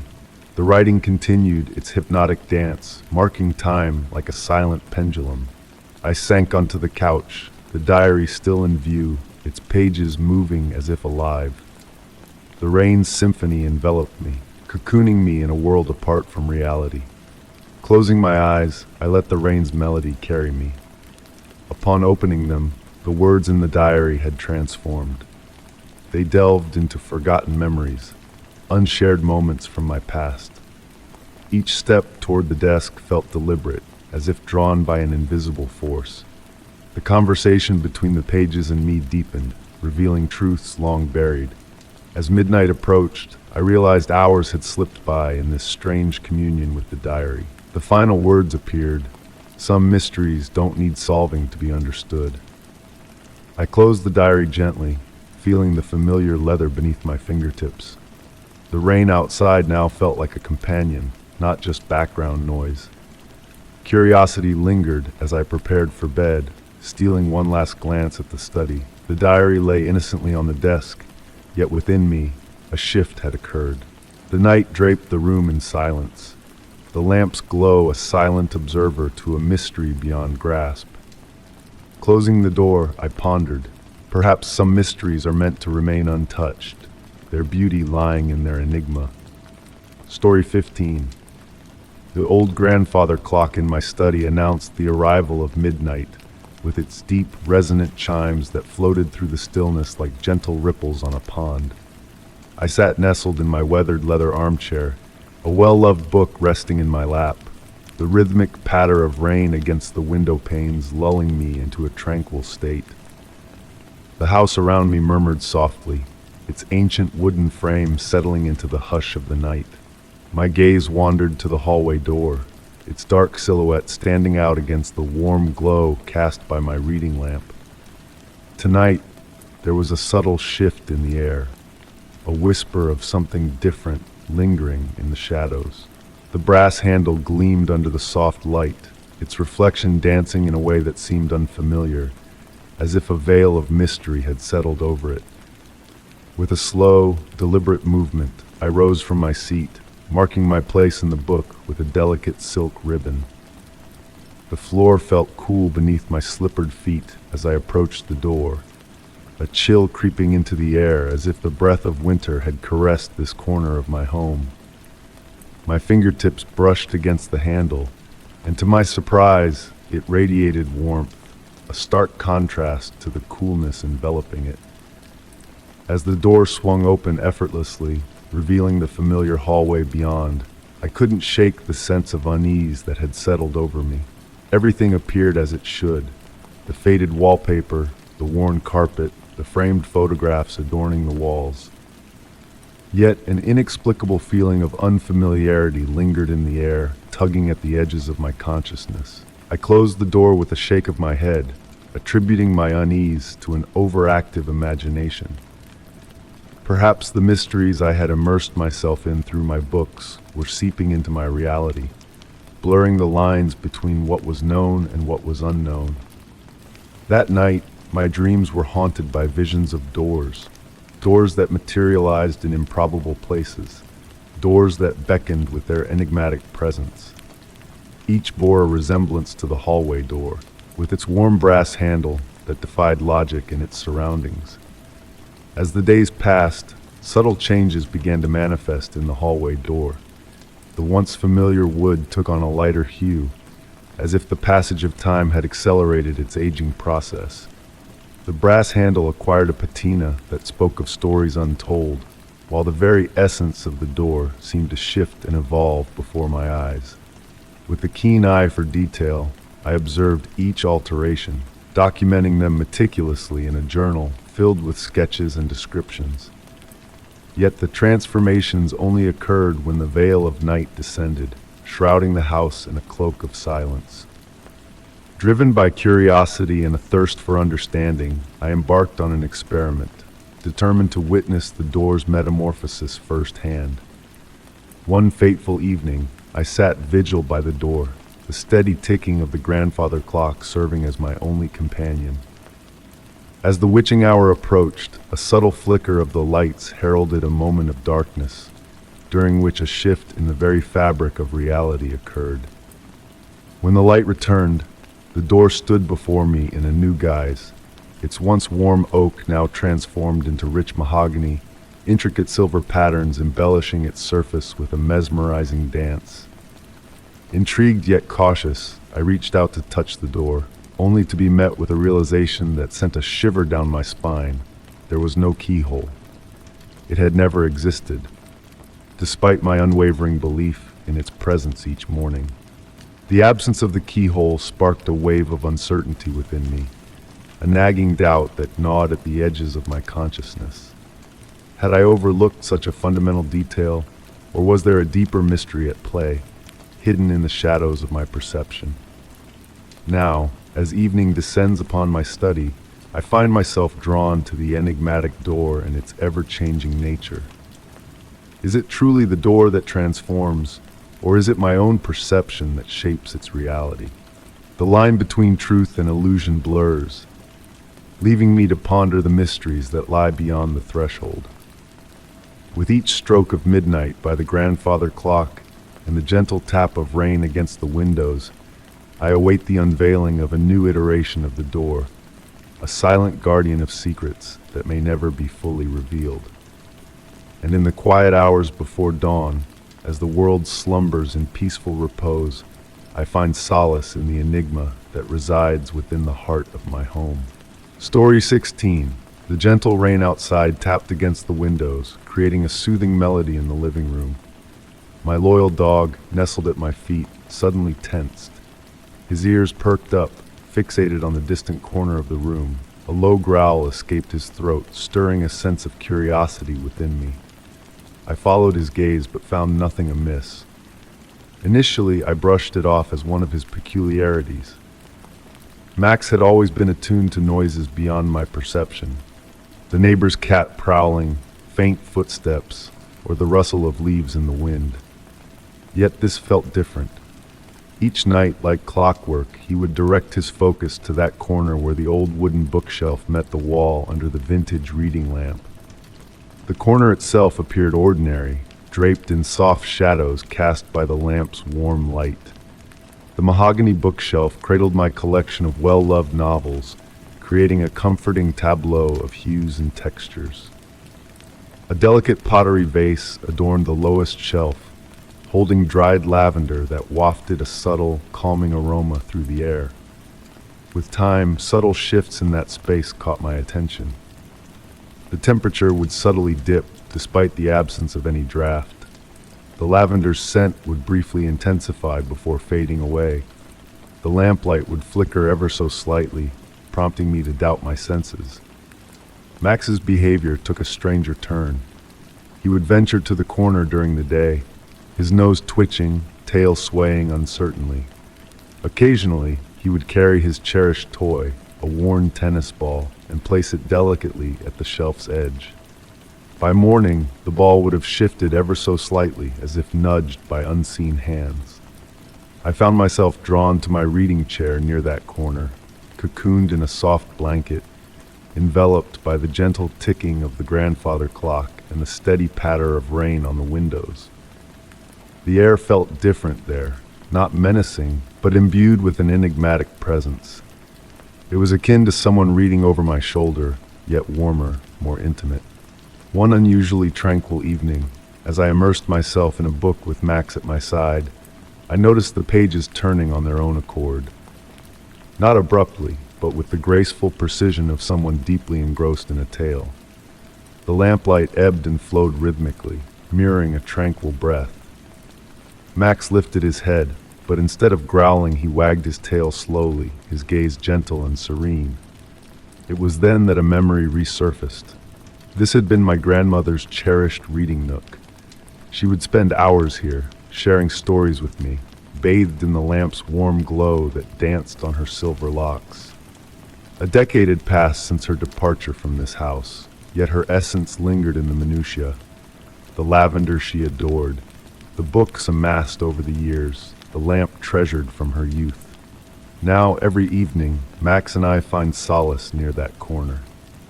Sometimes I read aloud, my voice blending with the rain's melody and the aged house's gentle creaks. The temperature still drops, the lavender's fragrance still lingers, and the lamp continues its tranquil play of light and shadow. Max no longer growls. He now greets the corner with a wag of his tail, as if welcoming an old friend. I have embraced our peculiar sanctuary with its mysterious movements and unexplained warmth. Some may find it disquieting, a space where the boundary between past and present blurs. Yet I have come to comprehend. Not all mysteries are to be feared. Sometimes they are simply memories finding their way back, opting to reside where love once flourished, and perhaps, in some subtle manner, still does. Story 17. The gentle crackling of the fireplace enveloped the room in a cocoon of soothing warmth. My hand moved in rhythmic strokes through my dog's velvety fur as he lay nestled by my side, his eyes drifting into a serene, half-closed state. But then in an instant, his whole body tensed. His ears perked up, his breaths grew labored. With a sudden burst of energy, he leaped to his paws and began to bark, fixating on a shadowy corner of the room. Initially, I brushed it off as Max being his usual vigilant self. He had always been attuned to the faintest of sounds, a rustling leaf against the window, a scuttling mouse within the walls. Yet this time felt different. His bark held an undertone of uncertainty, a query hanging in the air. The flickering flames from the hearth painted playful shapes on the walls, and my gaze lingered on that dim corner where an antique bookshelf stood, its aged frame exuding a sense of history. The books, neatly aligned, seemed undisturbed, yet Max's unrelenting stare and cryptic barks persisted. A chill seemed to creep into the room from that very spot, a pocket of frosty air that defied the fireplace's warmth.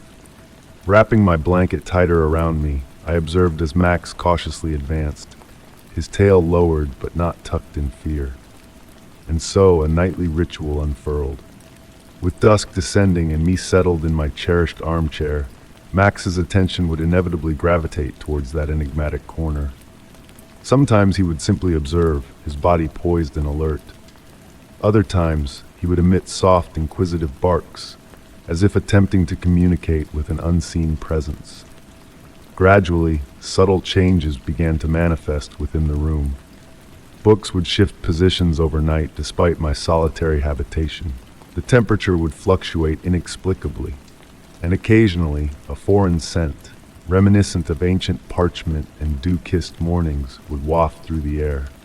My rational mind sought logical explanations, creaking floorboards, drafts from concealed crevices, my mind conjuring illusions during the hushed nocturnal hours. One evening, engrossed in my reading bathed in lamplight, I was alerted by Max's familiar cautionary bark. Startled, I beheld a peculiar sight. Dust particles suspended in the air near the bookshelf seemed to defy gravity, swirling in deliberate patterns, almost resembling letters before dissipating into nothingness. Max whimpered softly, seeking solace by my side. His demeanor was not one of fear, but rather of vigilance, as if he stood guard over me while reaching out to bridge realms unseen. As I extended a comforting hand to scratch behind his ears, grounding myself in his reassuring warmth, I commenced documenting these occurrences in a journal. I recorded timestamps, variations in temperature, and Max's diverse responses. Patterns materialized gradually, akin to a photograph developing in a darkroom tray. The phenomena intensified during the waning moon or amid the gentle patter of rain against the window panes.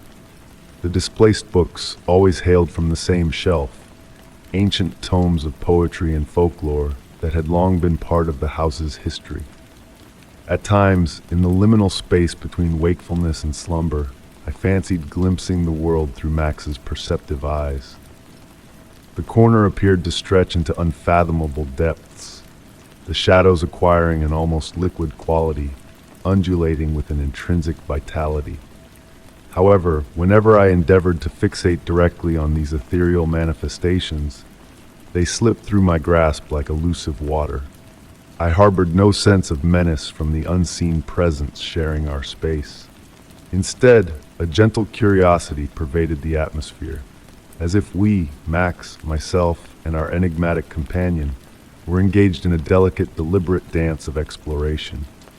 The enigma morphed into a comforting familiarity, akin to an old, well-worn sweater donned on crisp evenings. Presently, as I pen these words bathed in the soft glow of the fire, Max rests at my feet, occasionally lifting his head to regard our enigmatic corner. The bookshelf stands sentinel, its shadows concealing mysteries that may forever elude my grasp. Yet, I've grown to cherish this peculiar communion we share with the enigmatic. Some enigmas, I've come to realize, are not meant to be deciphered, but rather embraced, akin to the gentle twilight's glow or the caress of a breeze through swaying branches. The fire's crackle persists, casting a warm, flickering radiance throughout the room. Max has surrendered to a peaceful slumber, his ears twitching sporadically. And in that shadowed corner as night descends, the darkness deepens, cradling its ancient secrets close. Perhaps comprehension does not always necessitate sight.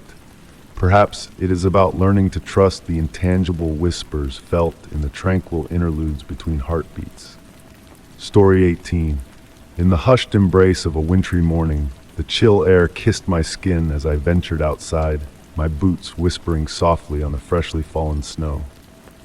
The world around me seemed to hold its breath in tranquil stillness until my eyes fell upon a peculiar sight. A set of footprints, deep and distinct, tracing a path straight to my doorstep. These imprints, foreign to my own, beckoned me to unravel their enigmatic story. I stood there, captivated by the ethereal dance of my breath forming delicate clouds in the frosty air, the snow-clad landscape glistening under the gentle caress of the morning light. Each footstep etched in the snow appeared purposeful, a silent invitation into a realm of mystery and wonder. With a curious heart, I traced the tracks backward to their origin, where the ancient pines stood guard at the edge of the woods, their laden boughs swaying in a mesmerizing rhythm to the whispers of the breeze. The soft, diffused glow of dawn bathed the world in a tranquil hue, muffling even the melodies of the morning birds. Instead, the symphony of nature was woven from the creaking of snow-laden branches and the soft descent of snowflakes. Kneeling down, I studied one of the prints closely, its contours unique and intricate, like a secret language inscribed upon the snow. As I followed the enigmatic trail towards my dwelling, a peculiar realization dawned upon me. While my own footprints melted and melded into the snow, these mysterious marks shimmered subtly, as if touched by a hidden light. Each detail seemed to shift and dance, a silent enigma in the pristine landscape. Inside my abode, an air of untouched serenity enveloped me. The familiar creaks of the wooden floors whispered tales of undisturbed peace, yet the shadows cast by the morning light held a mystique that eluded my grasp. A faint fragrance lingered, ancient and wild, a whisper of secrets carried on the winter breeze. Throughout the day, my gaze returned to the window, drawn by the enigma of those footprints. As the sun traversed the sky, a peculiar phenomenon unfolded. The mysterious imprints retained their clarity, defying the passage of time itself. Evening descended, cloaking the world in twilight's embrace, and I found myself transfixed by the luminescent glow emanating from the footprints, a silent heartbeat in the snow. With the night's arrival came a gentle snowfall, a mesmerizing dance of flakes descending from the obsidian sky. Yet, as they alighted upon the earth, they avoided the mysterious footprints, as if acknowledging a boundary unseen by mortal eyes. As I retired to bed, the house whispered ancient secrets, its time-worn walls holding echoes of a world beyond. In the realm of dreams, I followed those enigmatic footsteps through a landscape transformed by magic and wonder. Trees bowed in silent reverence, their crystalline boughs forming a canopy of ethereal beauty overhead. Upon awakening, a sense of urgency propelled me to the window, where the world lay cloaked in pristine white once more. The footprints, now leading both towards and away from my dwelling, held a poignant mystery that stirred my soul. And upon my doorstep lay a radiant gift, a flawless ice crystal, shimmering with the hues of the aurora borealis, a testament to the enchantment woven into the fabric of existence. The identity of the enigmatic visitor who graced my doorstep with mysteries remained elusive. Yet on quiet winter nights, as the snow whispers its lullaby, I glimpsed new footprints appearing in the moonlit glow. Each sighting serves as a gentle reminder that beyond the veil of the known lies a realm of magic and wonder, enriching the threshold between dreams and wakefulness with the allure of the inexplicable. Story 19. The quiet of the small hillside town wrapped around the streets like a plush velvet cloak. An autumn evening cast its spell, filling the air with the scent of smoldering wood and earthy leaves, while wisps of fog slink through the narrow alleys like silent specters. From my perch on the third floor, I gazed out at the windows of the neighboring houses, each bathed in a soft, golden glow. It struck me as odd to see so many lights still ablaze at this late hour, yet no signs of life stirred behind the misty panes. The church bell chimed 10 times, its toll echoing with an eerie hollowness, as if the sound itself was shrouded in a cloak of cotton. Having only recently arrived in this town 3 weeks prior, I had never before witnessed the streets so deserted. Normally, even at this hour, a stray dog walker or a group of youths from the local bar would linger under the flickering streetlights. Nestled in my favorite armchair, cradling a cup of chamomile tea, I noticed even the usual feline visitor that frequented Mrs. Miller's window ledge was conspicuously absent. The tendrils of steam spiraling from my cup twirled and danced in the air, forming fleeting shapes that dissolved into the darkness of the room. I had opted to keep a small reading lamp aglow, casting gentle shadows on the walls painted in soothing cream hues. A sudden rustling sound broke the stillness, emanating from the hallway that led to the bedroom. My curiosity piqued. I turned towards the source of the noise, more intrigued than afraid. The rustling persisted rhythmically, akin to the soft whisper of paper being dragged across the floor. Setting down my cup with care on the wooden side table, I rose from the armchair, drawn to investigate. As I neared the hallway, a chill pervaded the air, not the harsh bite of winter, but a coolness reminiscent of stepping into an ancient sanctuary. The floorboards murmured faintly beneath my weight, a familiar sound that oddly comforted me. Upon reaching the bedroom's threshold, I hesitated. The door stood ajar, emitting a soft bluish light that differed from any illumination within my abode. Pushing the door open gently, it creaked in protest. The window remained shut, yet the curtain swayed as though stirred by a phantom breeze. Nestled on the floor, just beneath the window, lay a single sheet of paper. Bending to retrieve it, I noted it was a fragment of a newspaper page. The date emblazoned at the top read October 15th, 1954, and the headline of the article seized my attention: Enigmatic Night of Quiet in Pine Grove. The narrative recounted a night when the town's denizens had barricaded themselves indoors, as if bound by an unspoken pact whose origins had faded into oblivion. Engrossed in the text, movement beyond the window snagged my gaze. Across the street, lights flickered out one by one, akin to candles extinguished by a phantom breath. Yet, behind the veiled windows, motionless silhouettes stood sentinel, gazing towards the deserted street. A buzz from my robe pocket jolted me, a message from the building's WhatsApp group: "Tonight, remain within your homes. It is imperative." Peering out the window once more, I observed all lights had now dimmed, save for mine. Amidst the deepening silence, the cadence of my heartbeat slowed, syncopating with some ancient, enigmatic rhythm. Perching on the edge of the bed, clutching the newspaper scrap, I marveled at its exquisite softness, as if it had been handled by generations past. Beyond the confines of my room, the fog thickened, enveloping the streetlights in a luminous haze. Surveying the main thoroughfare of the town from my vantage point, I pondered the words within the article. Witnesses from that era had attested that come morning, no recollection lingered of the events of that silent night. The townsfolk had resumed their daily routines as if untouched by the peculiar occurrence, though sporadically, the phenomenon would resurface. Rising slowly, I made my way to the light switch. Prior to extinguishing it, I stole a final glance through the window. The mist outside contorted into sinuous, almost graceful forms, and for an instant I fancied I discerned figures adrift within, akin to shadows pirouetting upon a sea of opaline milk. With the room plunged into darkness, I reclined upon the bed, fully clothed. Utter silence reigned, punctuated solely by the measured ticking of the clock upon the nightstand. As I surrendered to the embrace of slumber, a question lingered in my mind. Would the morrow find me remembering this night? Or would I, like the town's populace, be oblivious to the cyclical enigma woven into our lives?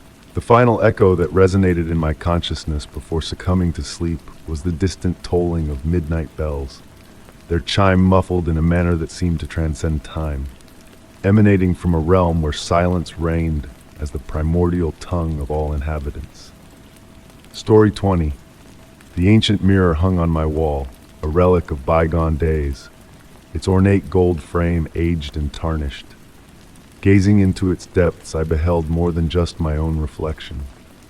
A mysterious figure stood beside me, their form nebulous and unfamiliar. At first, I doubted my eyes in the dim twilight, thinking the figure a trick of shadows. Yet there they lingered, soft and indistinct, just behind my left shoulder. When I turned, no one stood there. But when I looked back at the mirror, the enigmatic presence remained, observing me with a curiosity mirroring my own. This mirror had beckoned to me from a dusty corner of a forgotten antique shop, its history obscured by time. The shopkeeper could offer scant details, mentioning only its origin in an estate sale from a grand manor house. Despite the lack of information, I felt drawn to its weathered elegance, and so I brought it home. Spending hours before it, I marveled at the play of light on its aged glass, the slight distortion lending a dreamlike quality to the reflections. In the hushed moments of dawn and dusk, I found myself transfixed as the figure in the mirror gradually materialized. Clad in attire of a bygone era, the figure exuded a gentle melancholy, a silent longing echoing through the glass. Weeks passed, and subtle shifts in the mirror's reflection caught my attention. Objects would subtly alter positions, as if the mirror held a realm of its own. One rainy evening, with the soft patter of rain as my only company, I noticed a change. The figure had drawn nearer, revealing kind eyes brimming with wisdom beyond words. Their hand pressed against the glass, beckoning me to reciprocate. As my palm met the cool surface, a faint vibration hummed through the room, thickening the air with possibility. A scent of lavender and aged paper wafted around me, though no such fragrances lingered in my home. The following morning, an aged envelope appeared on my dresser, holding a sepia-toned photograph of a woman before the same mirror, dressed as the figure in the reflection. Each evening, I now sit with my spectral companion, sharing the quiet hours in a silent exchange of presence. Despite my efforts to uncover the identity of this mysterious figure, the answers elude me, shrouded in the mists of time. Perhaps some enigmas are meant to be embraced rather than solved, like the mysteries of nature or the dance of shadows under moonlight. The figure lingers on, a comforting presence in the liminal space between reality and dreams, a reminder of the vast wonders awaiting discovery. I resist the urge to seek validation or explanation, finding solace in the allure of the unknown. The mirror has transcended its role as mere furniture, becoming a portal to contemplation, a testament to the fluidity of existence. Their reflection gazes back at me, a silent companion in the symphony of life, a constant in the ebb and flow of time. Though the full truth eludes me, I find peace in the gentle embrace of mystery, in the quiet enchantment that surrounds me.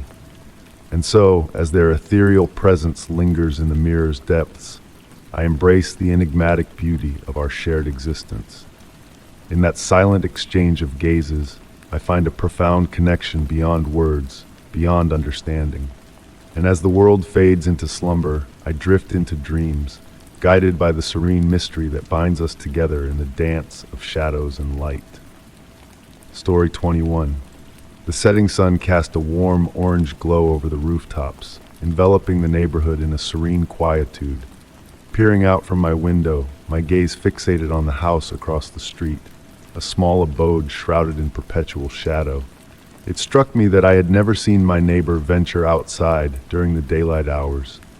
Only under the cloak of night, when darkness draped over the other houses, would his front door creak open, and a figure would glide silently into the street. This peculiar observation had caught my attention months earlier, upon my arrival to this tranquil suburban enclave. Initially, I dismissed it as inconsequential, a mere quirk of someone working odd hours or following an unconventional routine. Yet, as time trickled by, the pattern revealed itself to be more deliberate, more enigmatic.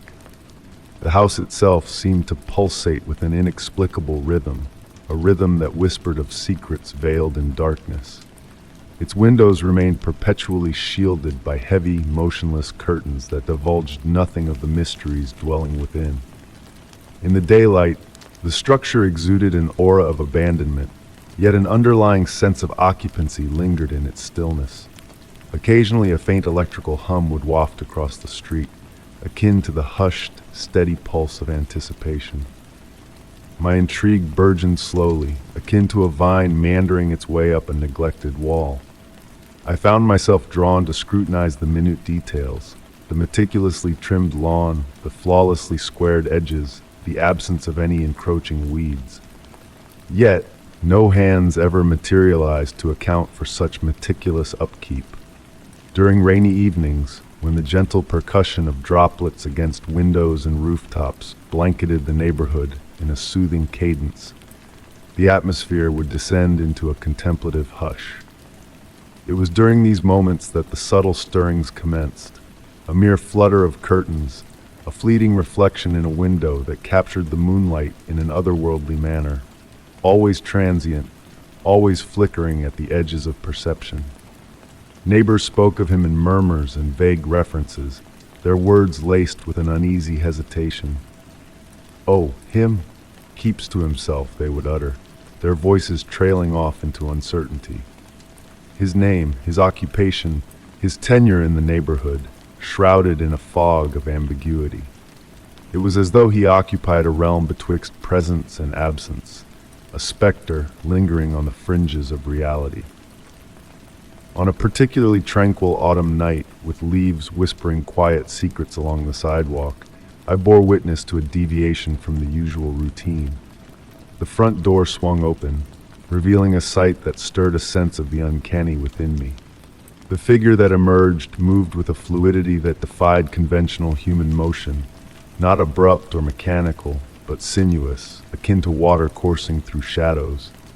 Under the soft amber glow of the streetlights, pools of warm light intermingled with deep pockets of darkness, casting an ethereal ambiance.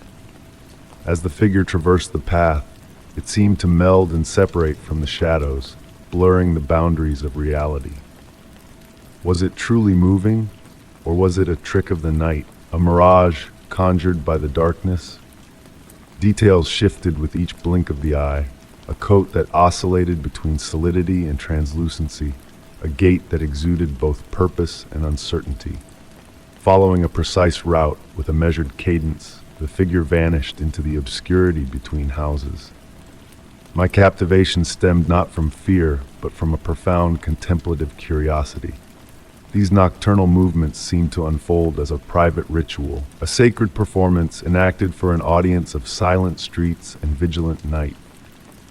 Each observation felt akin to glimpsing a parallel world existing just beyond the threshold of comprehension. As neighbors' lights dimmed, one by one, and the nocturnal symphony of barks subsided, the world descended into a meditative silence, a collective inhalation, brimming with anticipation of the ineffable.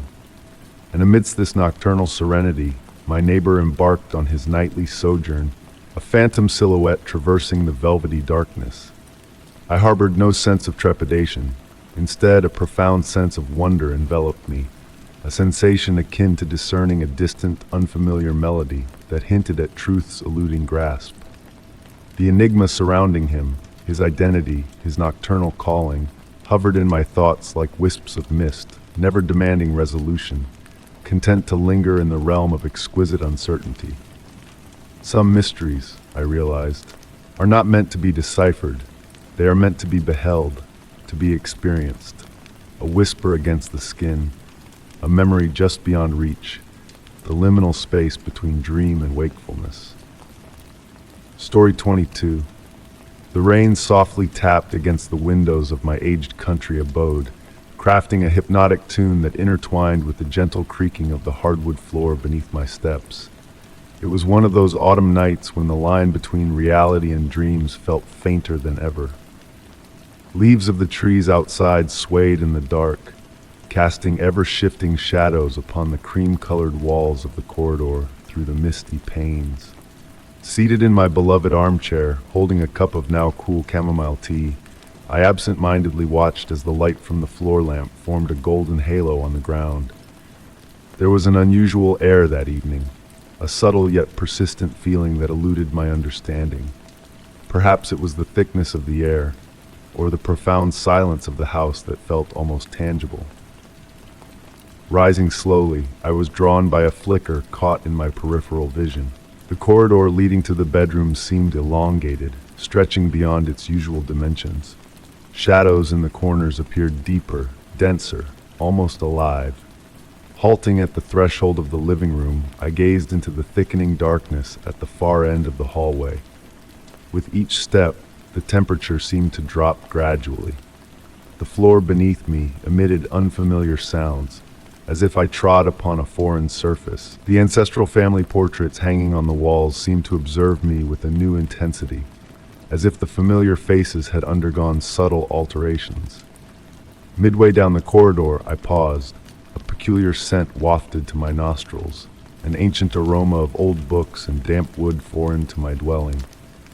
Turning towards the window on my right, I noticed intricate patterns etched by the rain on the glass, designs following a cryptic yet orderly pattern. And then, I saw it.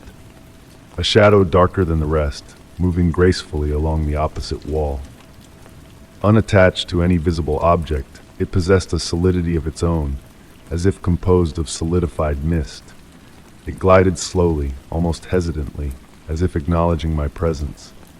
My breath deepened as I observed, not in fear but in a strange sense of recognition, as if that presence had always lingered awaiting notice. The shadow halted by the guest room door, assuming a faintly human shape. Taking another step forward, the shadow seemed to respond to me, wavering slightly.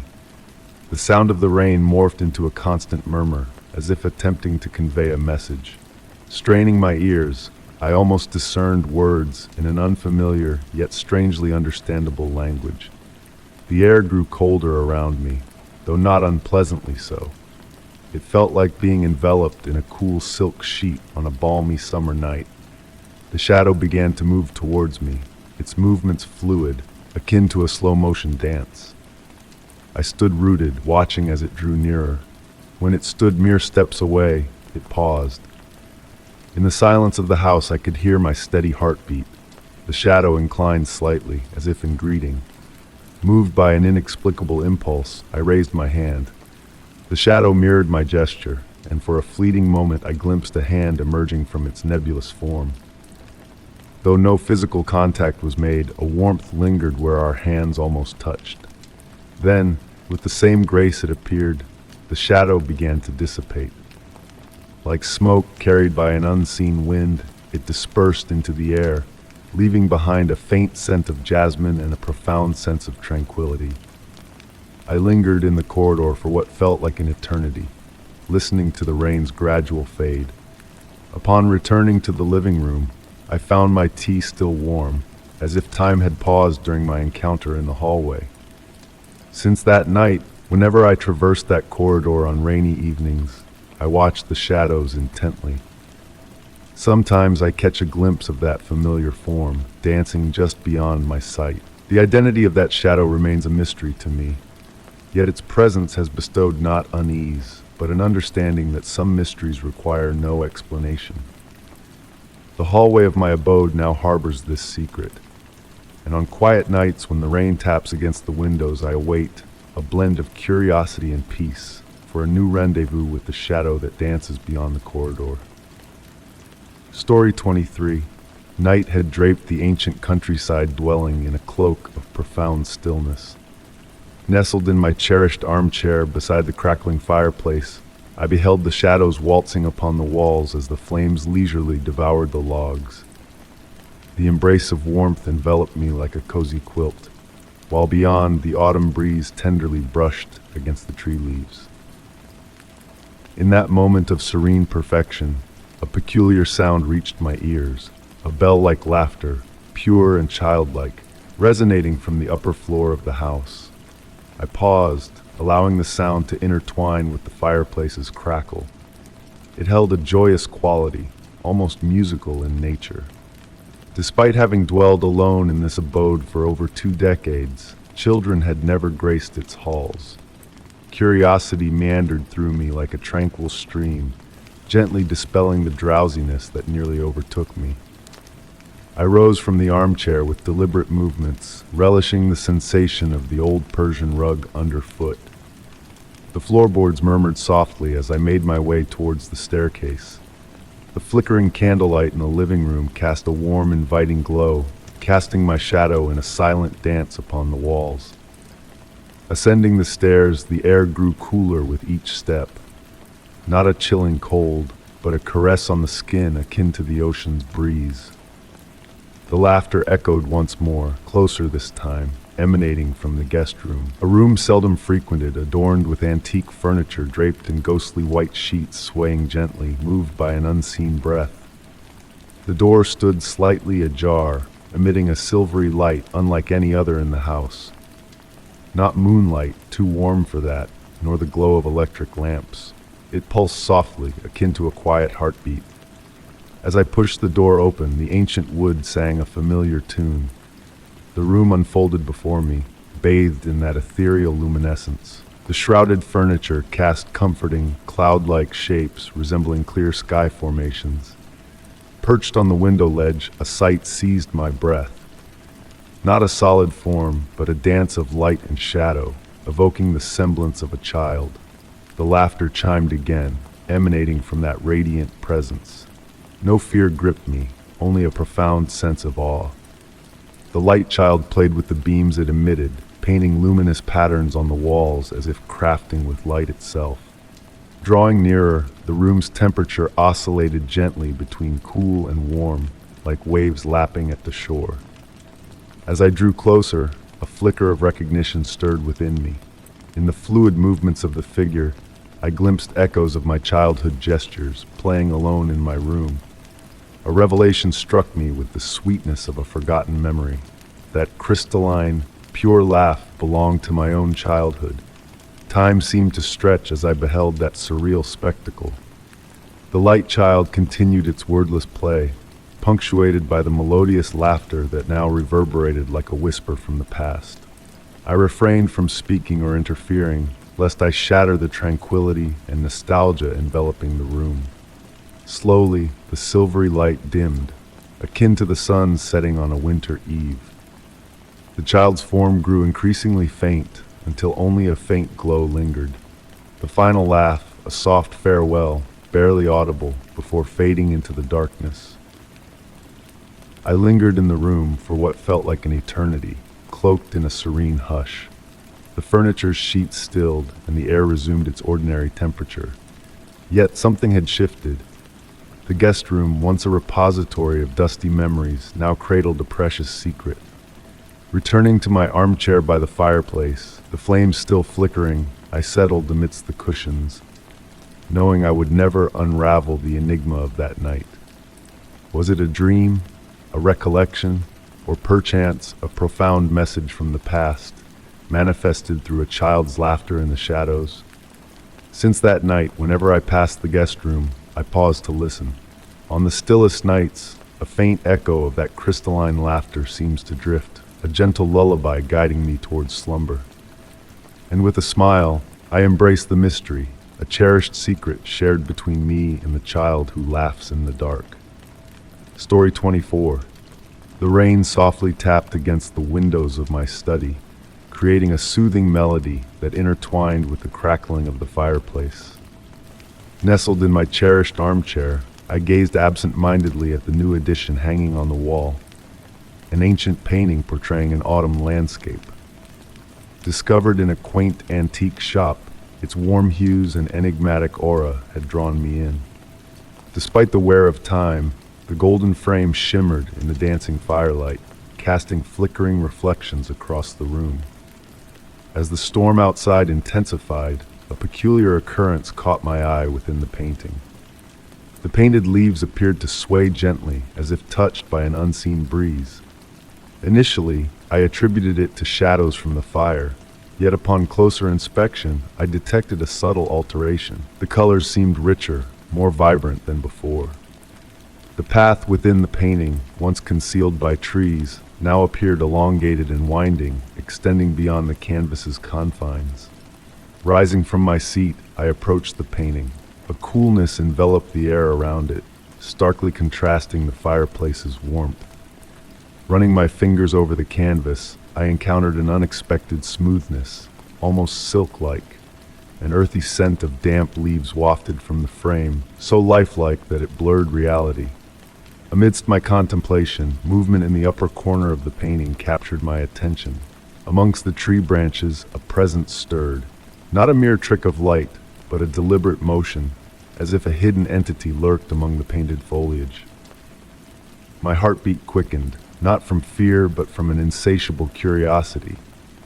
Stepping back, I observed the brushstrokes shifting, creating new pathways and forms. The trees swayed, as though moved by an unseen force. In the distance, a faint outline of a structure emerged, previously obscured by mist. The rain's patter outside transformed into a gentle whisper, harmonizing with the painting's movements. Sinking back into my armchair, I became fully engrossed in the unfolding spectacle. The room expanded, deepened, as if the painting extended its boundaries into reality. Throughout the night, the painting metamorphosed gradually. Autumnal colors intensified and waned in a mesmerizing cycle, unveiling shades unseen. The distant stone house grew clearer, its chimney smoking, windows aglow with a golden light. I pondered if anyone resided within that painted abode, and if they could see me, a mere observer, through the enchanted window of the painting. Surprisingly, the notion brought tranquility, as if I had stumbled upon a portal where reality and fantasy intertwined gently. As hours passed, the painting divulged its mysteries patiently. Figures appeared to stroll the path, only to dissolve like fleeting shadows when focused upon. With dawn's arrival painting the sky pink, the artwork reverted to its original state. The leaves stilled, colors settled, and the distant house vanished into the morning mist. The scent of damp leaves lingered, a sole remnant of the nocturnal revelation. Henceforth, each evening finds me in my armchair, watching the painting, awaiting its secrets. At times it unveils its mysteries, while at others it remains silent like an ordinary canvas. Yet I am aware that beyond the surface lies an entire world, one that awakens when the world slumbers, for those patient enough to observe. Story 25. The day had been a long and arduous journey through the winding paths of stress, leaving a heavy veil of exhaustion hanging in the air. The quiet house was enveloped in a serene stillness, broken only by the gentle hum of the refrigerator in the kitchen. Nestled into the plush embrace of the couch, I absent-mindedly reached for my phone, seeking solace in its digital realm. As my fingers grazed the smooth surface, a subtle vibration rippled through the device. One ring, then another, piercing the tranquil ambience with a mysterious call from an unexpected source. My own name displayed on the screen. Curiosity stirred within me, akin to noticing a fleeting shadow in a familiar room rather than fear. The soft evening light filtered through the curtains, casting ethereal patterns on the polished hardwood floor.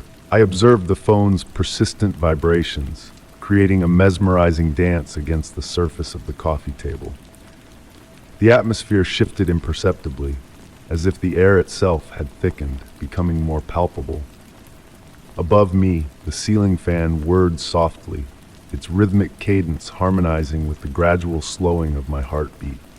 I hesitated before answering, drawn in by the enigmatic allure of the moment. The screen illuminated with my own contact details, my own image gazing back at me in silent contemplation. When I finally mustered the courage to speak, the ensuing silence was pregnant with a subtle static, reminiscent of the hushed whispers of the ocean under a moonlit sky.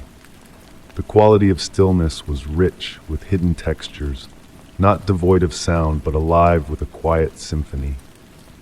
Pressing the phone closer to my ear, I greeted the unknown caller with a soft-spoken "hello" that scarcely disturbed the tranquility of the room. The response that followed echoed like a distant memory, a faint reflection of my own voice resonating through the void. The words were muddled, yet the familiar cadence carried a sense of belonging. Lost in the moment, I sank deeper into the embrace of the couch, my free hand tracing intricate patterns on the fabric. A warm, amber glow emanated from the lamp in the corner, its pulsating light casting a hypnotic spell that synchronized with the ebb and flow of my breath. Beyond the window, clouds drifted lazily across the moon, casting ephemeral shadows that danced upon the walls of my sanctuary. The voice on the other end gradually gained clarity, akin to listening to a submerged conversation, where fragments of past moments intertwined with alternate realities. Time seemed to warp and bend like a pliable ribbon, each second elongating into an eternity. The ticking of the wall clock slowed to a languid pace, stretching the fabric of reality with each passing moment. The voice continued its melodic soliloquy, weaving tales of untrodden paths and decisions, yet unmade. I found myself nodding in silent agreement, entranced by the hypnotic allure of the unknown. The temperature in the room shifted imperceptibly, a subtle reminder of the delicate balance between warmth and coolness. A tingling sensation crept along my fingertips, a ghostly reminder of a past that seemed to intertwine with the present. Details in my surroundings appeared subtly altered, like a dream unfolding in the waking hours. Familiar faces in family photos gazed back at me from rearranged positions, while the worn spines of books whispered untold stories of forgotten moments. The voice shifted its focus to the morrow, painting a tapestry of events yet to unfold in the soft hues of dawn. Each word was a whispered secret, shared across the expanse of time and space. Leaning forward, I surrendered to the gentle prophecy of my own voice, captivated by the symphony of whispers that enveloped me. Outside, the wind stirred, causing the ancient oak tree to rustle against the window pane in a harmonious duet with the voice on the phone. The boundary between reality and reverie blurred, as if the world outside and within were engaged in a delicate dance of echoes. The conversation ebbed like a meandering river finding its course, leading to a final revelation. In a soft murmur, my own voice shared a forgotten detail from childhood, a memory long tucked away in the recesses of my mind. Like a blooming flower in time-lapse, the memory unfurled with vivid clarity, bridging the gap between past and present.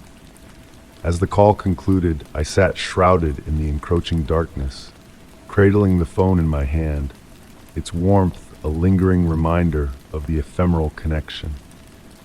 The call duration read 47 minutes on the screen, yet my call history bore no trace of the mysterious conversation. The night deepened outside the window, the hum of the refrigerator a soothing lullaby to the mysteries that unfolded within. My reflection in the glass seemed to move in tandem with a subtle delay, a whimsical trick of the light or a figment of my imagination. The phone lay dormant on the table, a silent sentinel awaiting another whispered call from the depths of the unknown. And as the clock chimed midnight in the distance, a sense of serene anticipation lingered in the air, beckoning me to embrace the enigmatic journey that awaited beyond the threshold of dreams. Story 26. In the hushed embrace of night, the soft glow of my bedside lamp casts a delicate yellow light that barely stretches into the hallway beyond. As I lie in bed, my gaze fixates on the sliver of light seeping beneath my closed bedroom door. A shadow, silent and deliberate, glides past. My breath catches in my throat, a moment of suspended anticipation. No sound follows, no telltale footsteps echoing down the hallway. Summoning my courage, I eventually rise to investigate, only to find the corridor deserted. That was 3 weeks ago. Yet since that night, the enigmatic shadow has become a constant companion in the depths of darkness.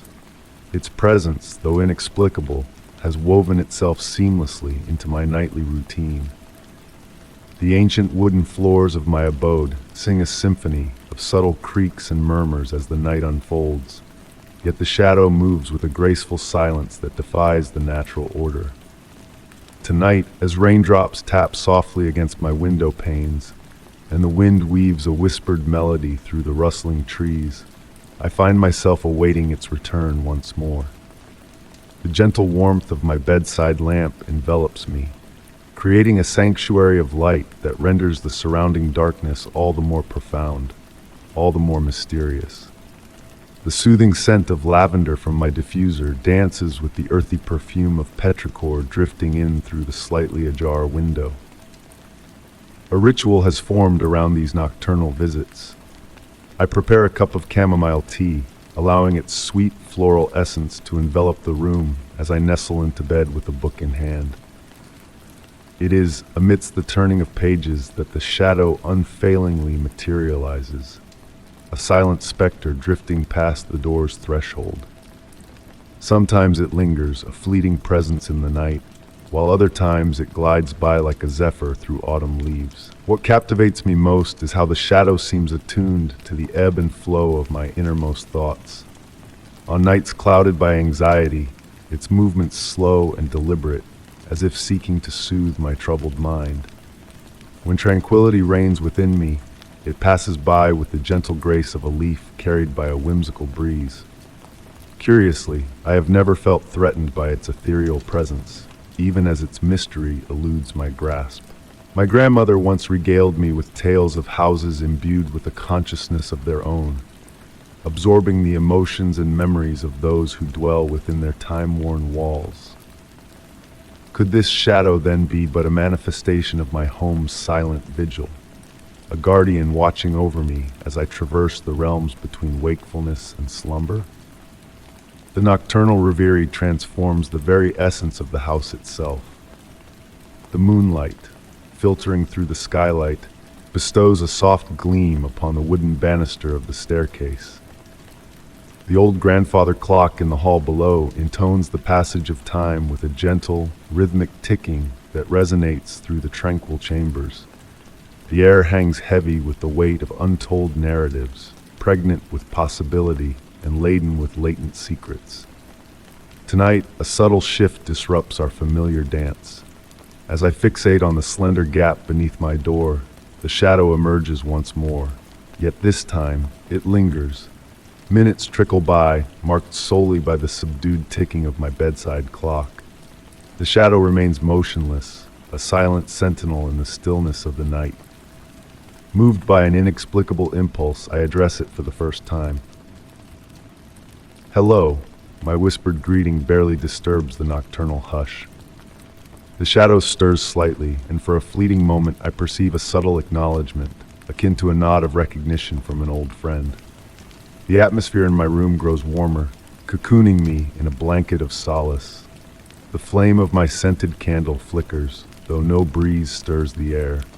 I have delved into countless tomes recounting the paranormal, tales of spirits and unexplained phenomena, yet none encapsulate this peculiar sensation. There are no chilling drafts, no foreboding sense of dread, no cryptic inscriptions on walls or objects in motion. Merely this silent presence, this shadow that stands sentinel over my nights. At times, I ponder whether the shadow has forever dwelt within these walls, a silent witness to the passage of former inhabitants through the corridors of time. Perhaps it stood vigil over generations past, a silent guardian cloaked in obscurity. Could it be that all along, it awaited someone to acknowledge its existence, to embrace it as an integral facet of the house's natural cadence? As I lie here now, observing the gradual dissipation of the shadow, akin to morning mist dispersing with the dawn, a profound tranquility envelops me. The rain maintains its gentle percussion against the window, and the house settles around me with its familiar creaks and sighs. Tomorrow night, as with every night thereafter, I anticipate the return of my mysterious companion. When morning breaks, I shall resume my daily routine, yet a fragment of my consciousness will linger, awaiting the dusk, yearning for that fleeting interlude when I commune silently with the enigmatic entity that traverses my hallway in the profound stillness of night. I no longer seek to expound upon this phenomenon to others. How does one articulate a presence that offers solace rather than trepidation, enigma rather than terror? The shadow has seamlessly integrated itself into my nightly rituals, akin to my chamomile tea and bedtime reading. As drowsiness weighs upon my eyelids and slumber beckons, I fixate on the slender beam of light beneath my door. The shadow glides past one final time, its movement so ethereal it verges on the realm of imagination. Yet deep within, I harbor a newfound certainty. Within this abode, amidst the nocturnal hours that bridge midnight and dawn, not everything warrants elucidation. And so I succumb to the embrace of slumber, enveloped by the serene nocturnal symphony of my dwelling, secure in the knowledge that my enigmatic custodian will reappear on the morrow, a silent sentinel traversing my threshold with a whisper of reassurance in the darkest hours of the night. Story 27. The ancient house lingered at the edge of the lane, its weathered wooden panels bearing the marks of time, and its windows veiled by a shroud of dust. Years had passed since I last laid eyes on this place, since the day we departed. Yet, something compelled me to halt my steps as I passed by. A silhouette stood in the upper window, a silent sentinel observing. It was peculiar, for no soul had dwelled within those walls for many decades. The autumn breeze carried the fragrance of damp leaves and distant wood smoke, enfolding me in a comforting embrace reminiscent of childhood days. The wind murmured through the unruly grass, creating soft ripples that evoked memories of hours spent gazing at them from my bedroom window, the same window where movement caught my eye once more. Intrigued by a blend of nostalgia and curiosity, I found myself drawn closer.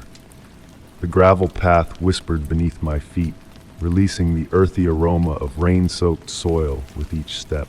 The creaking porch boards sang their familiar tune, a melody etched in my heart from countless summer evenings spent lost in books. The sound carried me back to a time when this dwelling exuded warmth and vitality. A flutter in my peripheral vision snagged my attention. A lace curtain swaying in the window, though no breath of wind stirred within. The fabric, pristine white, contrasted sharply with the yellowed, dusty drapes I recalled from my last visit 5 years prior. My fingers trailed along the weathered railing as I ascended the porch steps, tracing the smooth spots worn by generations of touch. Mine, my mother's, my grandmother's before her. The key still lay hidden in its familiar spot, nestled behind a loose brick in the foundation. Some rituals, it seemed, endured unchanged, even after 3 decades. It slid effortlessly into the lock, turning with a hushed compliance. The door yielded with a soft, melodic groan that reverberated through the vacant chambers. Within, the atmosphere was not stale as anticipated, but cool and invigorating, carrying a faint whisper of lavender, a scent my mother always favored, with dried bundles nestled in the linen closet. I traversed the front room, my footfalls muffled by a coating of dust on the hardwood floor. Yet there were other imprints present, smaller than mine, leading towards the staircase. Sunlight filtered through the windows, casting elongated shadows that danced across the walls.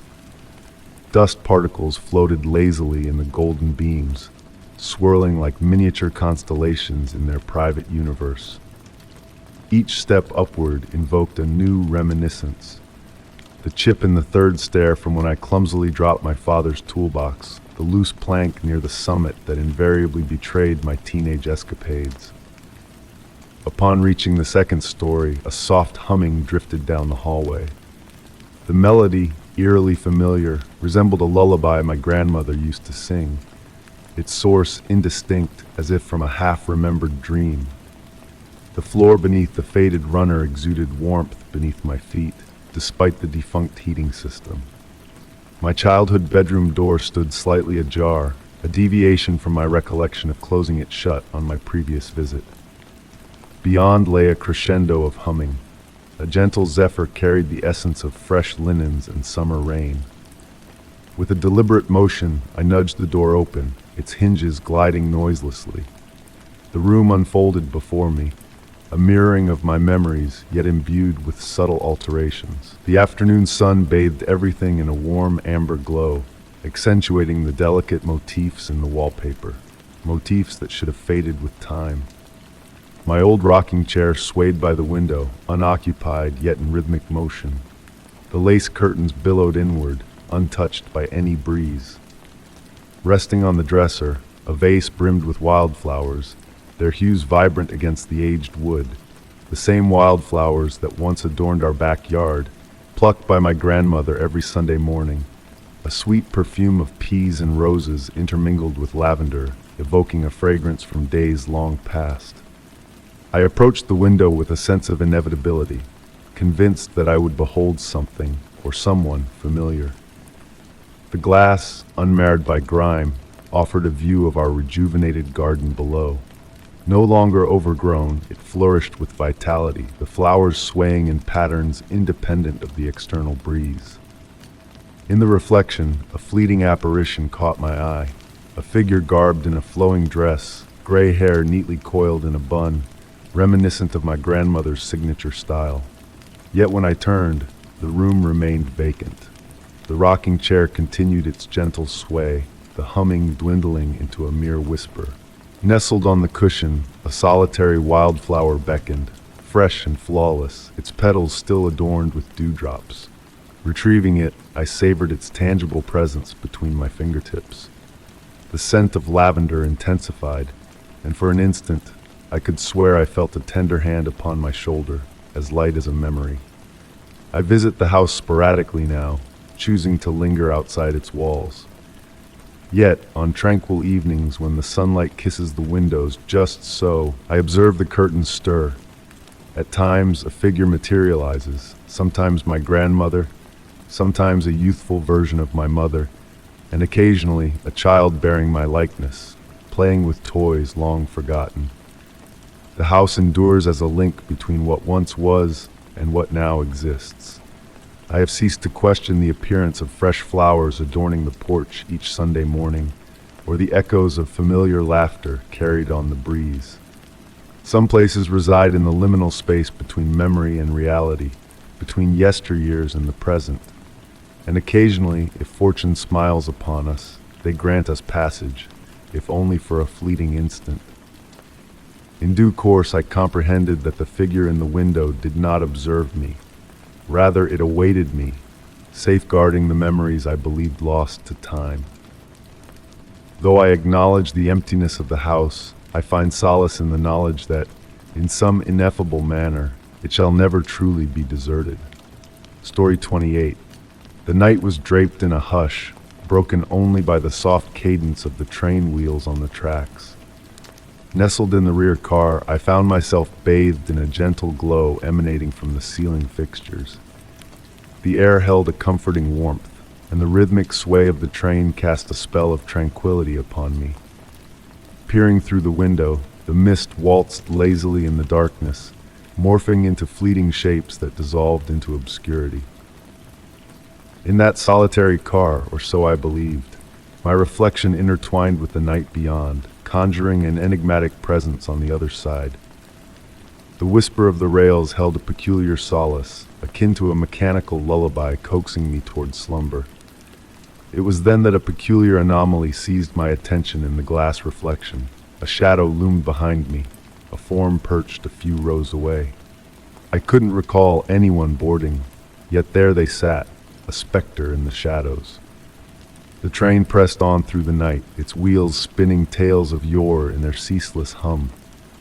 With caution, I turned to behold the phantom figure. Bathed in amber light, elongated shadows draped the vacant seats. The enigmatic entity, cloaked in darkness, sat motionless, veiled by a wide-brimmed hat obscuring their visage. Time ebbed sluggishly as I studied that silent sentinel. The air grew heavy with memories foreign to me, enveloping the car in an ethereal embrace. The passenger remained still, a silent sentinel melding with the train itself. Fearing to rouse their notice, I feigned an errand to the back of the car. Approaching the mysterious presence, I noted their coat, a material shunning light, swallowing every glint. A chill lingered in their wake, accompanied by a delicate fragrance of lavender and aged tomes. Passing the vacant seat of the enigmatic traveler, time seemed suspended for an instant. The distant clatter of the rails faded into a distant echo from another realm. A disquieting revelation dawned upon me. The figure beneath the cloak stirred not, no telltale sign of breath betraying their stillness. Halting at the car's end, torn between advancing to the next car or retracing my steps, the corridor stretched infinitely, hypnotic patterns flickering under dim lights. Glancing back, the vacant seat now bore only an ancient train ticket, weathered with time. Trembling, I retrieved it. The date etched upon it was half a century past, on that very day. Warmth lingered on the ticket, as if clutched moments earlier. Returning to my seat, clutching the relic, the train resumed its nocturnal sojourn, the wheel's melody a soothing balm once more. The mist veiling the window thickened, shadowy figures seemingly pacing alongside the train, accompanying it on its nocturnal voyage. Lulled by weariness, I pondered how many had encountered the mysterious passenger on the final train of the night.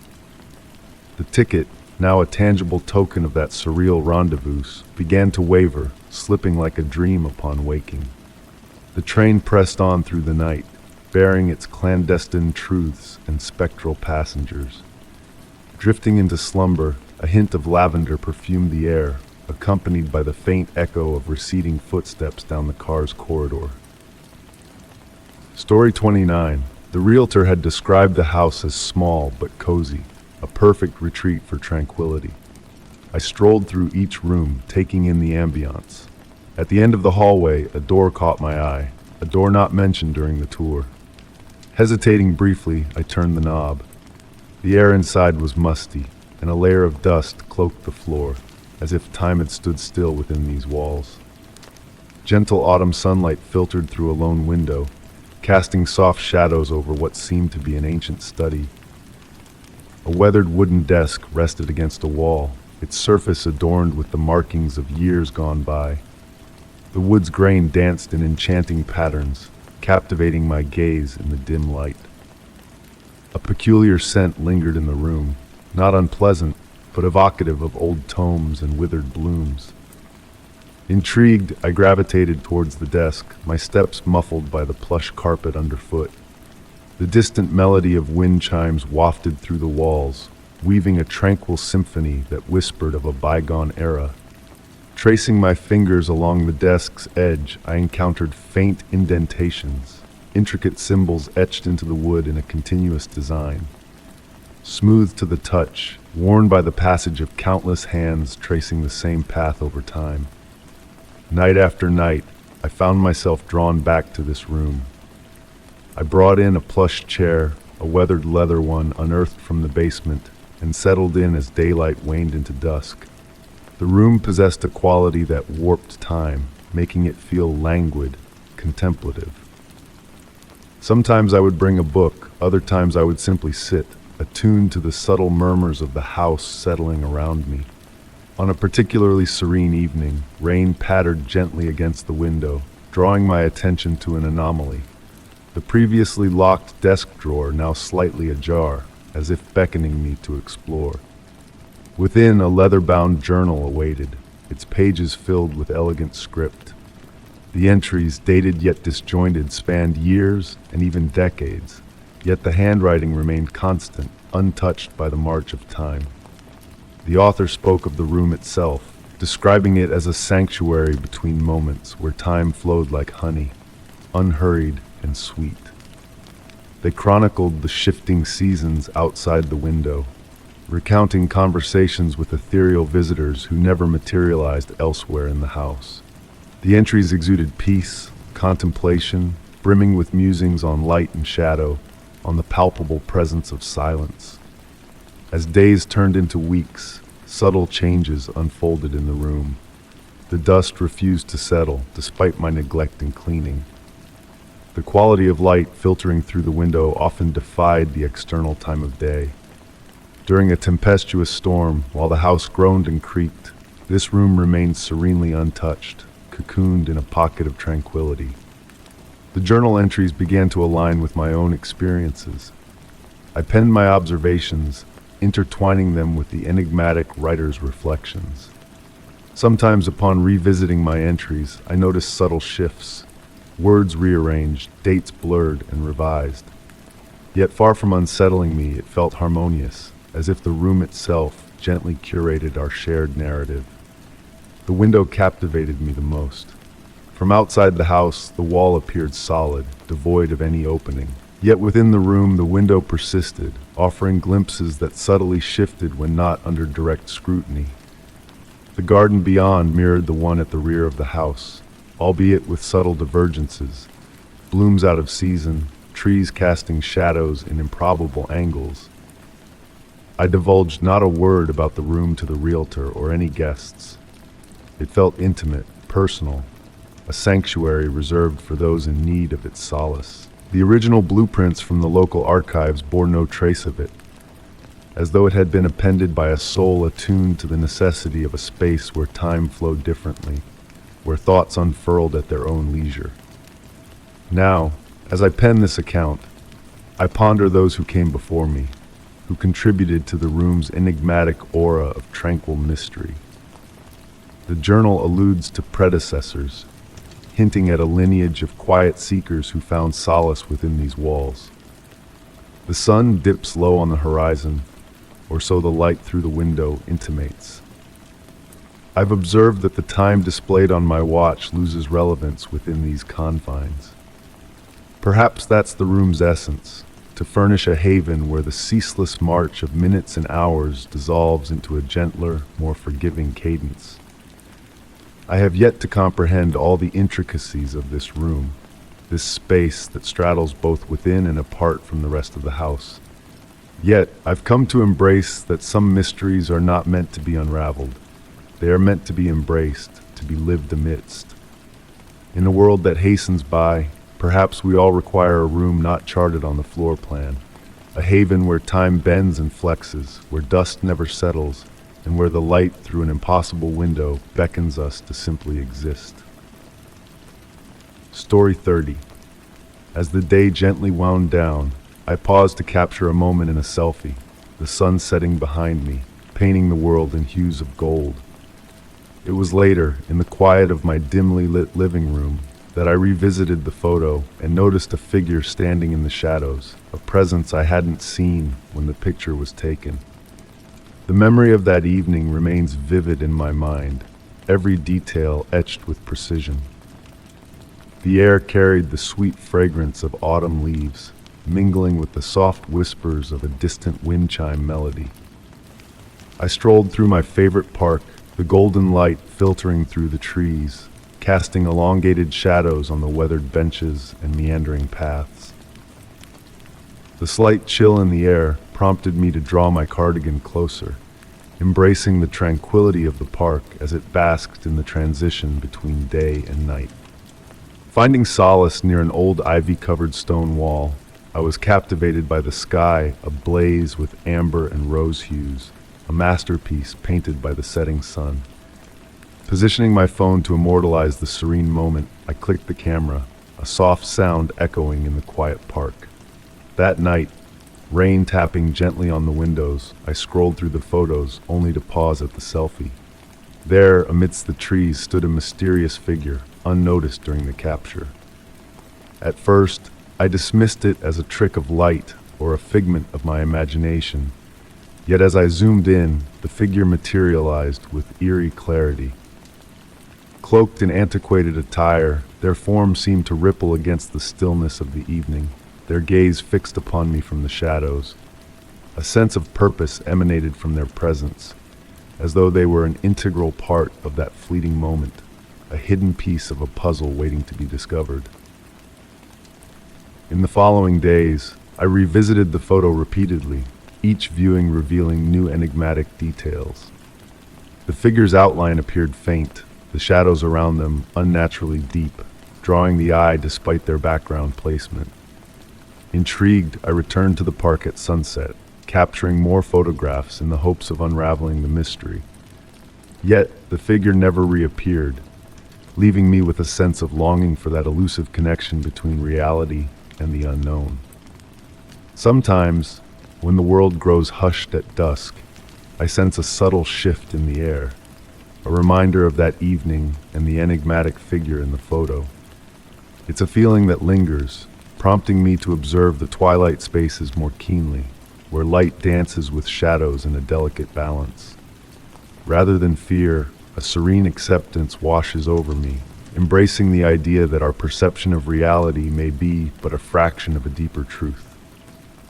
I keep the photo close, a secret shared only with the silent walls of my home. Some mysteries are meant to be cradled in the delicate space between certainty and curiosity, much like the final rays of sunlight lingering on the horizon before night descends. And in moments of sleep's embrace, I wonder if, in another's photograph, I too appear as a spectral presence, bridging the gap between one moment and the next, a whisper of mystery in the tapestry of existence. Story 31. The November breeze danced with the dried leaves on the pathway as I gazed at the outline of the forsaken mansion silhouetted against the dreary sky. Known as the never-inhabited house, a misnomer of sorts, for it had indeed housed a soul long ago, a soul lost to time. Drawing closer to the weathered gate, the touch of the cold wrought iron bars sent shivers down my spine. The air carried a distinct scent of moss and damp stone, enveloping the neglected garden in a cloak of overgrown brambles and nettles that crept up the weathered walls. Yet, amidst the desolation, the mansion exuded a captivating melancholy charm. In my role as a real estate agent, tasked with assessing the property, I traversed the unruly garden, noting peculiar signs of recent activity amidst the tangled foliage. Worn paths hinted at clandestine visitors, though the neighbors adamantly claimed no soul dared to venture onto the grounds. With a soft creak, the front door yielded to my touch, revealing an interior steeped in eerie twilight that filtered through the closed shutters. The air hung heavy with dust and the faint aroma of aged wood, the floor groaning beneath my weight as I explored the grand salon. Veiled by yellowed sheets, the furniture cast ghostly silhouettes in the dimness, while oversized mirrors on the walls played tricks with shifting light, imbuing the space with an ethereal quality. Ascending the staircase, my fingers grazed the polished wooden handrail, a testament to bygone hands that had trodden this path before. Along the upper corridor, a succession of closed doors beckoned, each unveiling empty chambers save for shrouded furniture. It wasn't until I reached the final room, likely a lady's boudoir, that a subtle disturbance in the settled dust caught my eye. A silver hairbrush lay beside a tress of dark, freshly shed hair, untouched by the veil of neglect that cloaked the room. The immaculately arranged bed bore a faint indentation, as if a phantom presence had lingered there. A fleeting movement in the mirror hinted at a spectral figure seated on the bed, though my swift turn revealed only an empty room, yet the echo of a presence lingered. Hurrying down the stairs, the shifting afternoon light cast deeper shadows, the mirrors seeming to reflect more than mere images. A haunting melody, soft and sorrowful, drifted down from above, a whisper of bygone years. Pausing at the threshold, a chill ran down my spine as I hesitated, torn between reality and illusion. With a final glance, I retreated, the garden now hushed as I closed the gate behind me. A glimpse back revealed a flicker of movement behind an upper window, a pale glow that vanished as swiftly as it appeared. In the days that followed, I penned my evaluation of the property, detailing its condition and potential value, omitting the curious hair and haunting melody. Yet a cryptic note found its way into the report. The property possesses a singular allure that may captivate a discerning buyer. The mansion lingered on the market, a forlorn figure in its own right. Each time I passed by, a phantom presence seemed to flit between the upper chambers, a specter in waiting. Perhaps the secret of the never-inhabited house lay not in its lack of occupants, but in the lingering spirit that refused to depart, forever tethered to its melancholic abode. Story 32. The house lay hushed, cocooned in the gentle hum of the refrigerator's song, and the occasional whisper of the settling wood. I found myself sprawled on the couch, teetering on the edge of slumber, when a glimmer snagged my attention. A soft glow emanated from the hallway, casting a warm light that danced across the walls. A flicker of unease brushed against my skin. I resided alone, and I had not stirred from my spot. The familiar shapes of my abode took on a new aura under this unexpected illumination. The vintage photographs adorning the walls seemed to drink in the light, their silver frames gleaming with a soft radiance. The old grandfather clock, a relic from my parents, maintained its steady cadence, a comforting presence in the dimness. Motionless, I listened intently to the house's quiet breaths. The heating system murmured through the vents, carrying the familiar scent of winter's warm dust on its gentle exhales. Mr. Whispers, my feline companion, lay curled on the windowsill, his ebony fur outlined by the moon's gentle caress. Uncharacteristically still, he remained undisturbed, not a whisker out of place. The hallway light exuded a golden hue, softer and more inviting than I recollected. It evoked memories of summer evenings, when the sun painted the world in hues of honey before bidding adieu. Yet, this light held a different quality, casting shadows that moved with a fluid grace, akin to seaweed swaying in a tranquil ocean current. Mesmerized, I observed these shadows, noting their subtle defiance of the objects they mirrored. The bookshelf's shadow curved elegantly instead of forming a sharp angle, while the table's shadows overlapped in a delicate dance of forms. The room's temperature began to shift, not abruptly, but in a gradual, almost imperceptible manner. It was a subtle transition, akin to stepping from shade into sunlight on a balmy spring day.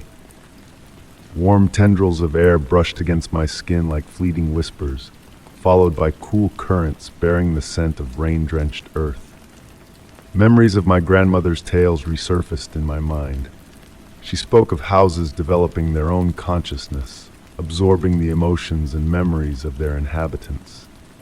"Houses remember," she would whisper knowingly, her voice a soothing lullaby.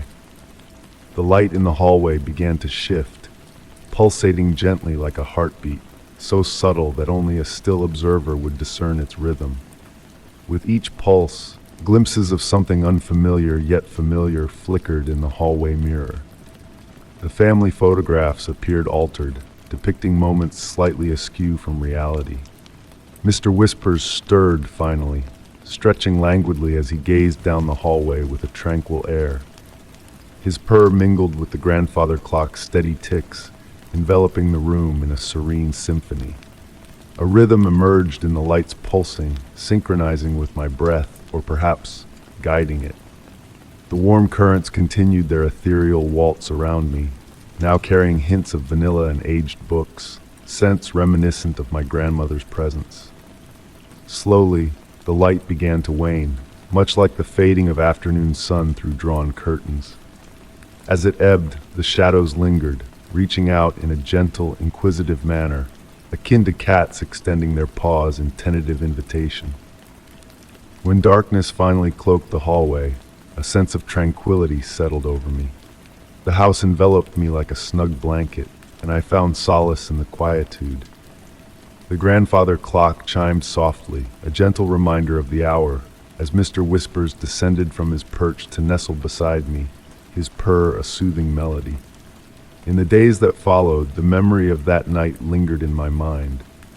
I kept the experience to myself, yet I began noticing the play of light within my home, especially during the bewitching hours between midnight and dawn. Occasionally, I glimpsed that same golden glow reflected in mirrors or gliding along walls, a silent testament to the house's memories. The house remembered, just as my grandmother had professed, and occasionally, in its subtle way, it shared those memories with me. The hallway light never flickered on of its own accord again, not in the same manner.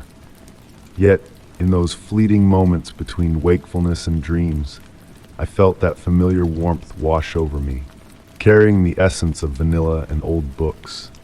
In those instances, I comprehended my grandmother's wisdom about homes harboring moments. Some mysteries are not meant to be unraveled but experienced, like the gentle pulse of light in darkness or the elusive touch of a memory just beyond reach. Story 33. The night had cloaked the house in a veil of profound quiet, broken only by the soft tap of rain on the window panes. Nestled in my cherished armchair, I observed the shadows pirouette on the walls, in sync with the flickering flames of the hearth. The warmth enveloped me like a snug quilt, while the fragrance of burning wood mingled with the scent of vanilla tea cradled in my palms. In that moment of utter tranquility, a peculiar sight caught my eye in my niece's playroom, peeking through the slightly ajar door. An ancient porcelain music box, a keepsake from Grandma, seemed to emanate a faint bluish shimmer. I couldn't recall it ever gleaming in such a manner before. Slowly I stood from the armchair, placing the teacup on the wooden side table. Each step on the floor produced a gentle creak that harmonized with the rain's rhythm, weaving an almost hypnotic melody. Drawing near the door, the glow intensified yet retained its softness, akin to moonlight caressing calm waters. The playroom was a haven of memories and enchantment. Wooden shelves cradled porcelain dolls in Victorian attire, vibrant toy trains, and plush animals with gentle gazes. The music box occupied a special spot on the central shelf, encircled by small crystals my niece had gathered during her garden strolls. The porcelain ballerina atop the music box, typically frozen in her eternal pose, swayed slightly, as if brushed by an unseen breeze. I inched closer, noticing the room's temperature was notably cooler than the rest of the house. My breath materialized in tiny vapor clouds, while the crystals encircling the music box seemed to react to its light, casting miniature rainbows on the walls. The ballerina continued her subtle movements, and I could almost hear a faint melody in the distance, like a musical whisper from a bygone era. Reaching out toward the music box, the blue light pulsed gently at that precise moment. The other dolls on the shelf seemed to have turned their heads slightly to gaze in my direction, but in a blink, they were back in their original poses. The melody grew clearer. It was a lullaby Grandma used to sing, a tune I had believed long forgotten. The music box commenced turning on its own, very gradually. The ballerina danced with an unearthly grace, her motions fluid like a genuine dancer's. The crystals now cast intricate patterns on the ceiling, crafting designs that appeared to narrate tales of yore. The room's atmosphere thickened with memories, as if time itself had condensed around that petite, enchanted object. I stood transfixed, entranced by the spectacle. The music intertwined with the rain's sound, creating a symphony that whispered of yearning and concealed enigmas. The room's shadows seemed to waltz to the music's beat, and for an instant, I sensed I wasn't alone in witnessing this private exhibition. Gradually, the melody began to fade, like a dream slipping away at dawn. The music box's blue glow dimmed to a barely discernible shimmer, and the ballerina slowed her dance until she stilled completely. Silence reclaimed the room, but it was a different silence, laden with significance and intrigue. Returning to my armchair, I lifted my now tepid tea. Gazing at the dwindling embers in the hearth, I pondered Grandma and her affection for objects that bore tales. I mused on whether she had ever encountered something akin, if the music box had always possessed that magic, or if it was a special gift reserved for specific moments and select observers. Since that night, whenever I pass by the playroom, I steal a glance at the music box. Sometimes I believe I catch a fleeting blue gleam or hear the initial notes of that forgotten lullaby. Yet perhaps it's merely recollections pirouetting in my mind, like that porcelain ballerina on that rainy night. Story 34. The night was hushed, broken only by a soft and distant melody that drifted through the darkness like a whisper. Nestled in my cherished armchair, a cozy wool blanket draped over my knees, and a forgotten cup of chamomile tea by my side, I lifted my gaze from the book in my hands. The notes, delicate and ethereal, wove a spell in the air, stirring a sense of recognition deep within me. It was the haunting melody of a piano, its tune elusive yet familiar, like a half-remembered dream. In the dimly lit room, shadows danced to the rhythm of the unseen music, cast by the warm glow of a solitary lamp beside me. With a soft rustle, I rose from my seat, letting the blanket slip to the floor, and my footsteps whispered across the wooden floor as I made my way to the window. Outside, the night lay tranquil and still, bathed in the silvery light of the full moon that painted the garden in a ghostly sheen. The neighboring houses slumbered in darkness, their inhabitants lost in dreams. Yet the melody persisted, its origins a mystery that beckoned me. Room by room, I wandered through the silent house, following the elusive strains that seemed to shift and change with each step.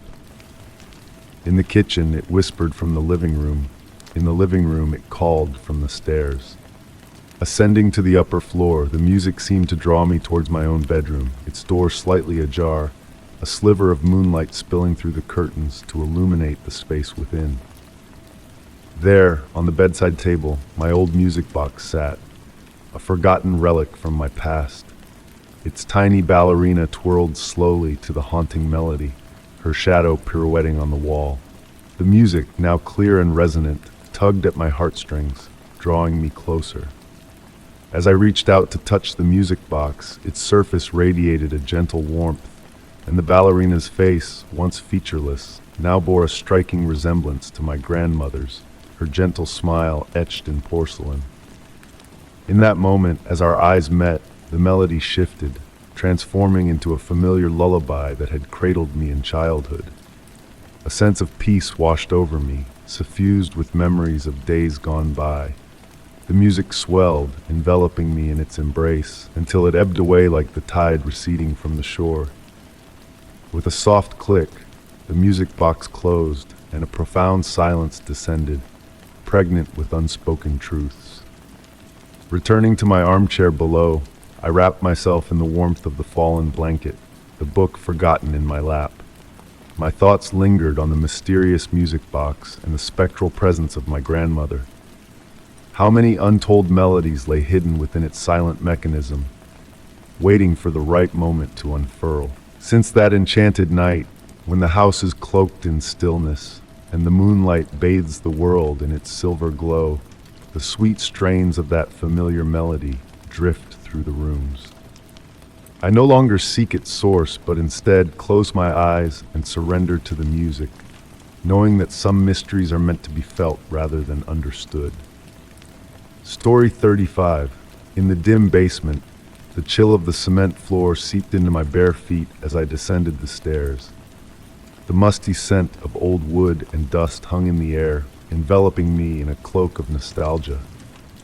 My search for a forgotten photo album led me to a corner where a mannequin stood, its presence suddenly captivating. The mannequin, once relegated to face the wall, now stared directly at me, its featureless visage bathed in the flickering light of the basement. Years ago, I had acquired this mannequin from an estate sale, drawn to its antiquated grace and silent allure. As I gazed upon it now, a peculiar sensation crept over me. Despite its motionless form, there was an unmistakable aura of intention in its stance. The play of light on its porcelain-like surface, gave it an illusion of vitality, as though it held a breath within its stillness. The ambient sounds of the rain outside painted a tranquil backdrop to the eerie tableau before me. Each droplet tracing a delicate path on the window, creating a dance of shadows that seemed to echo the subtle presence of the mannequin. The rhythmic crackle of settling wood added a hypnotic cadence to the scene, blending seamlessly with the beating of my own heart. A memory surfaced of an elderly shop owner's cryptic words about objects that harbor hidden histories. Her cautionary whispers now resonated in the quiet of the basement, prompting me to reconsider the nature of this enigmatic mannequin. The artifacts surrounding it, remnants of my past, paled in comparison to the inexplicable allure of this singular figure.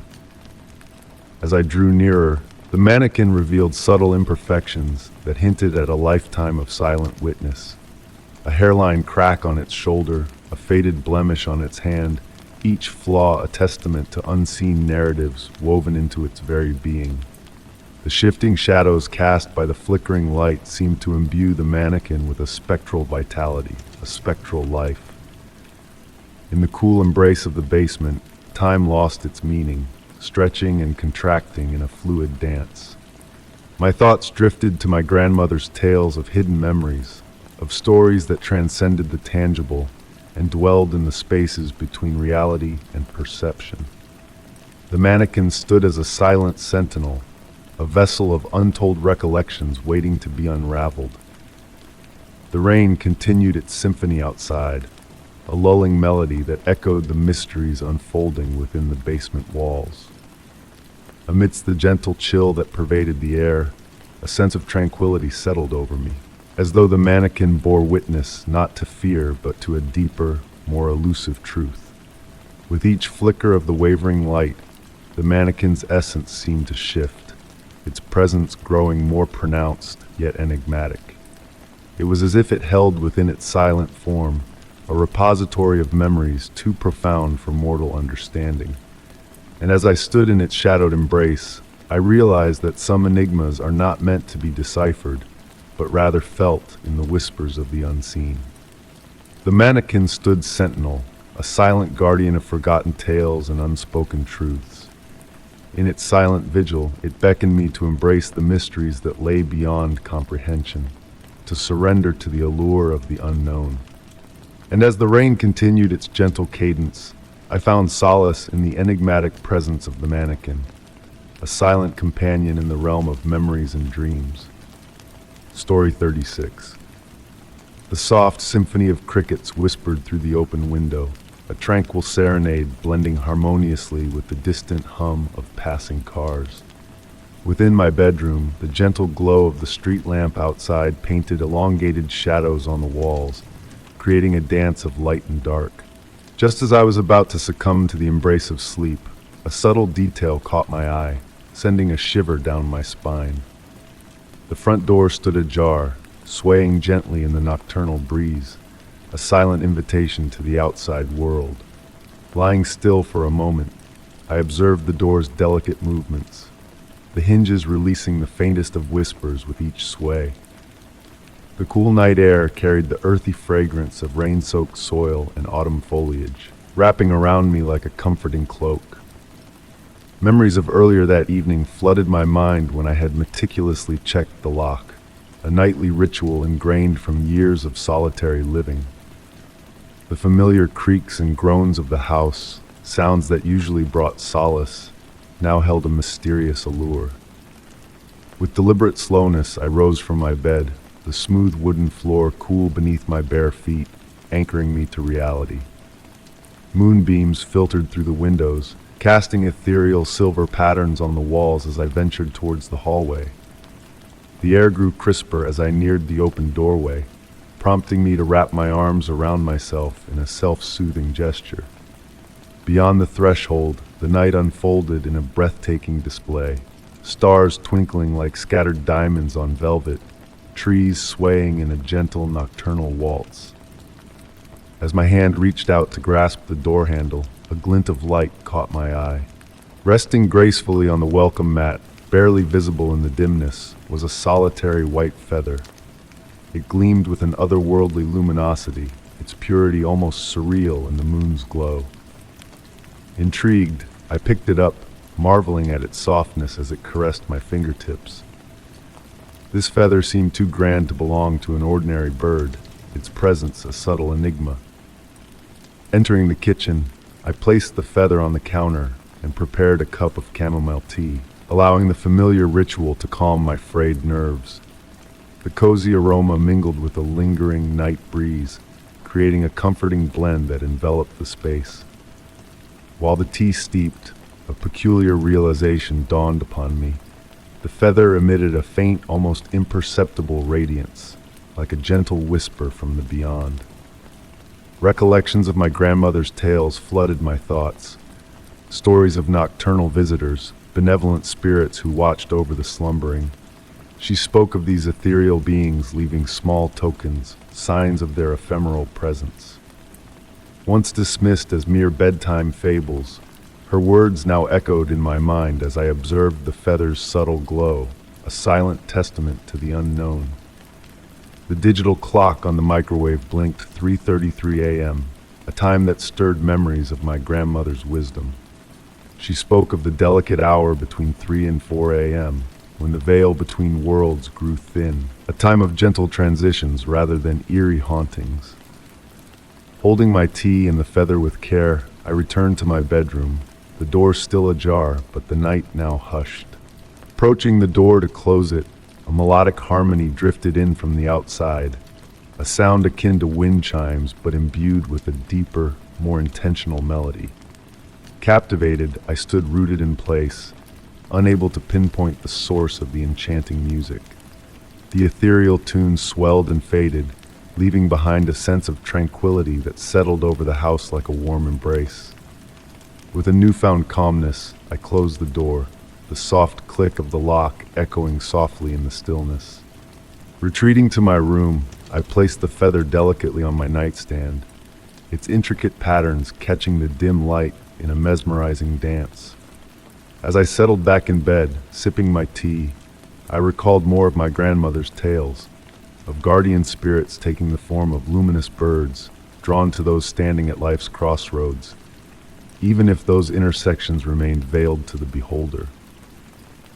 Lost in contemplation of my recent life changes, a career shift, a pending cross-country move kept secret, I pondered the significance of the feather's presence. Its gentle glow pulsed in harmony with my breath, a silent companion in the solitude of the night. Finishing my tea, I nestled under the covers, the feather's soft radiance a comforting presence in the darkness. Outside, the nocturnal symphony of crickets waned, yielding to the first tentative notes of pre-dawn birdsong. The mystery of the open door remained unsolved, the house undisturbed, the feather's glow fading with the approaching dawn.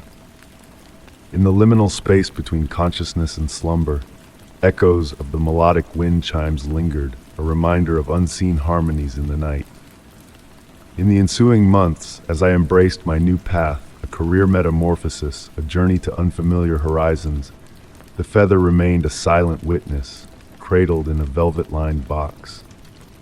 On quiet nights, enveloped in solitude, I would retrieve the feather, watching as it caught the light, revealing intricate patterns that seemed to unravel cryptic tales I was not yet ready to decipher. Now, when the night falls and I double-check the door out of ritual rather than fear, I leave the window ajar, inviting in the nocturnal chorus of crickets and the distant echo of wind chimes. In these moments of solitude, I wonder if my nocturnal visitor will return, bearing another message, another sign to illuminate the enigmatic path I now tread, a path both strange and beautiful, guided by whispers from realms beyond. Story 37. The gentle hum of my computer filled the room, a soft lullaby for my weary mind as I settled in to check my emails. In the quiet of the night, the screen flickered, unveiling a message that sent a chill down my spine. The sender was myself, yet the words held a mysterious warning. Don't go outside tomorrow. Curiosity stirred within me. replacing any fear with a sense of intrigue. The blue glow of the monitor cast delicate shadows across my desk, beckoning me closer. The timestamp revealed a message from 3 days ahead, a subtle reminder that time held more secrets than we could grasp. Outside, the rain whispered against my window, a soothing melody that matched the rhythm of my own heartbeat. With a hesitant breath, I opened the email, each word appearing on the screen with a deliberate grace. The message spoke of familiarity, of a shared moment in time and space. It urged me to listen, truly listen, to the ancient heartbeat of the grandfather clock echoing down the hallway. As the clock ticked on, the email unfolded a tale of tomorrow, of staying inside, of brewing chamomile tea, of waiting by the window for a revelation at 8:17.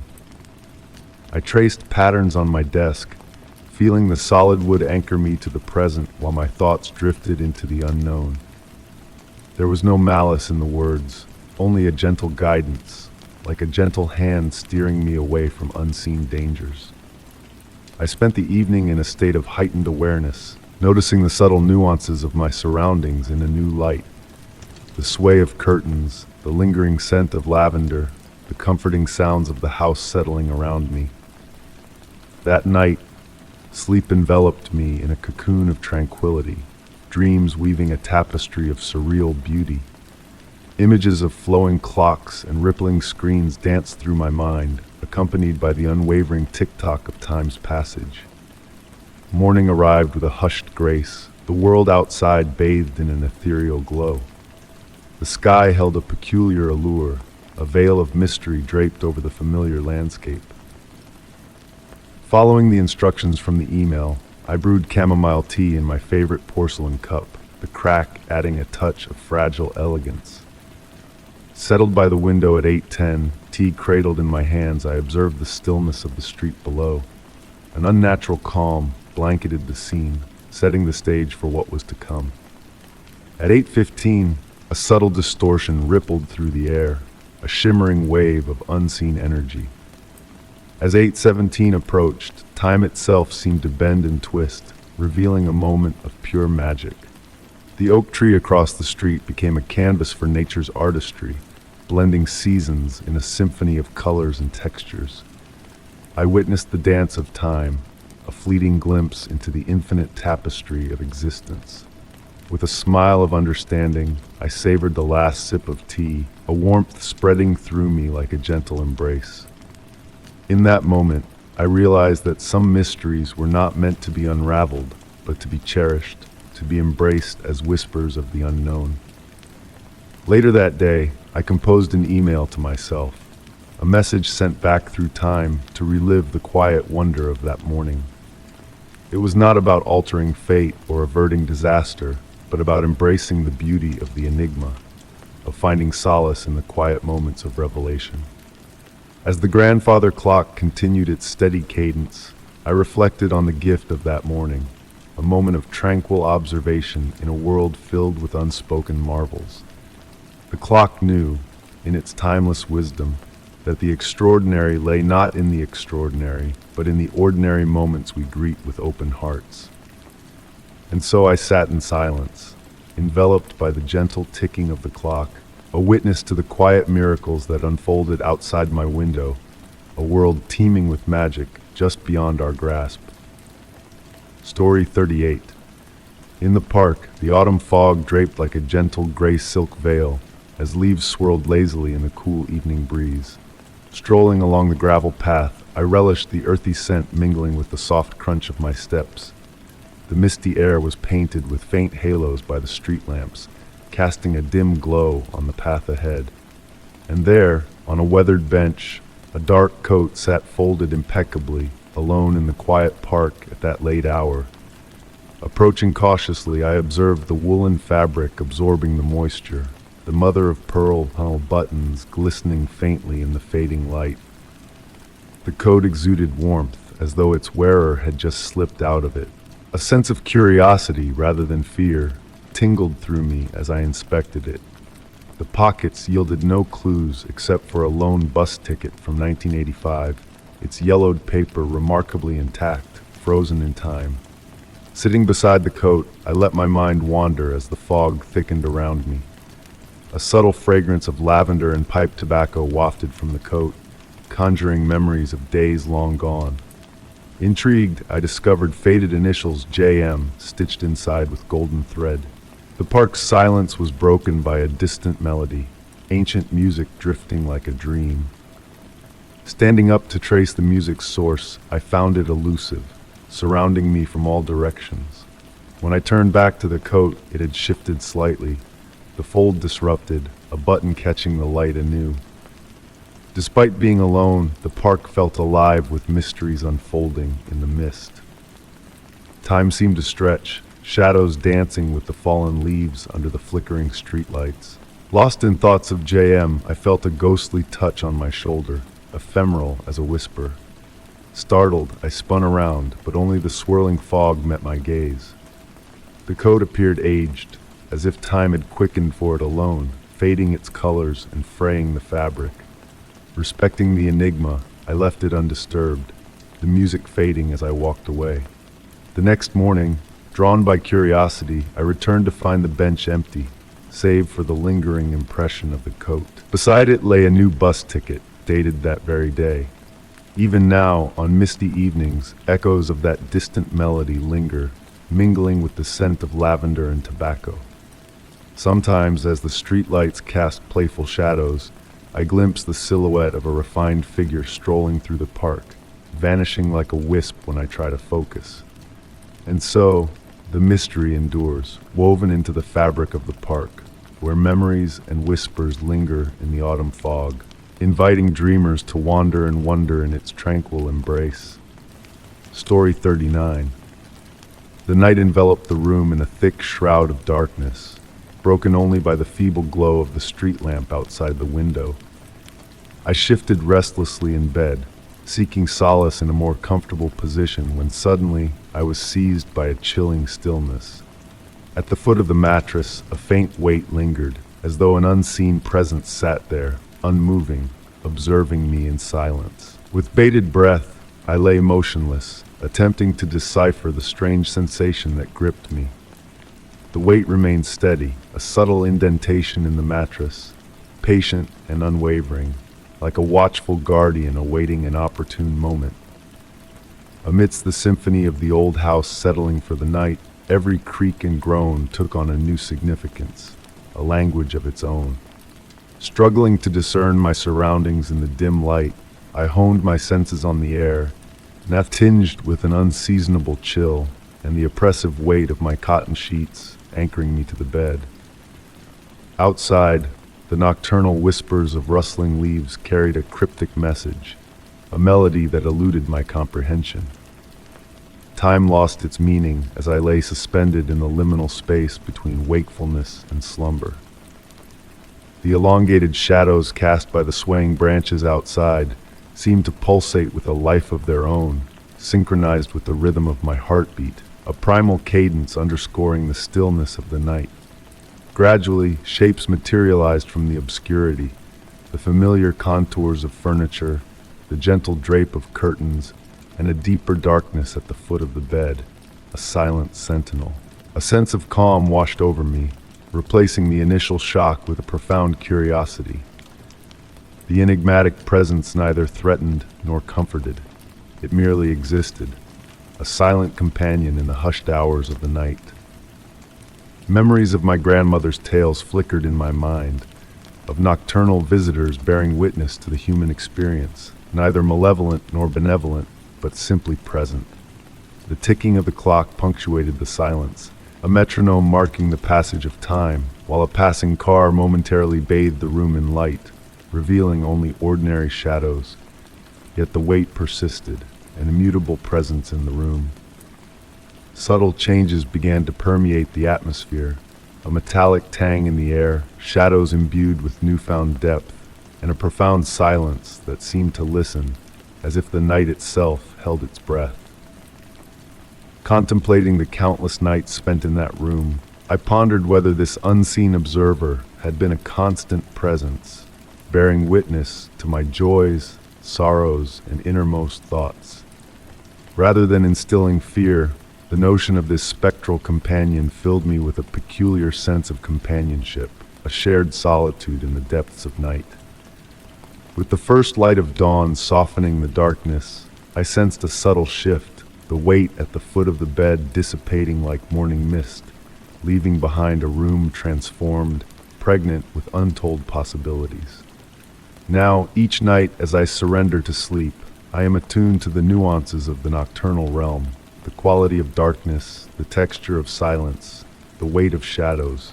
Occasionally, in the witching hours, I feel the gentle indentation at the foot of my bed once more.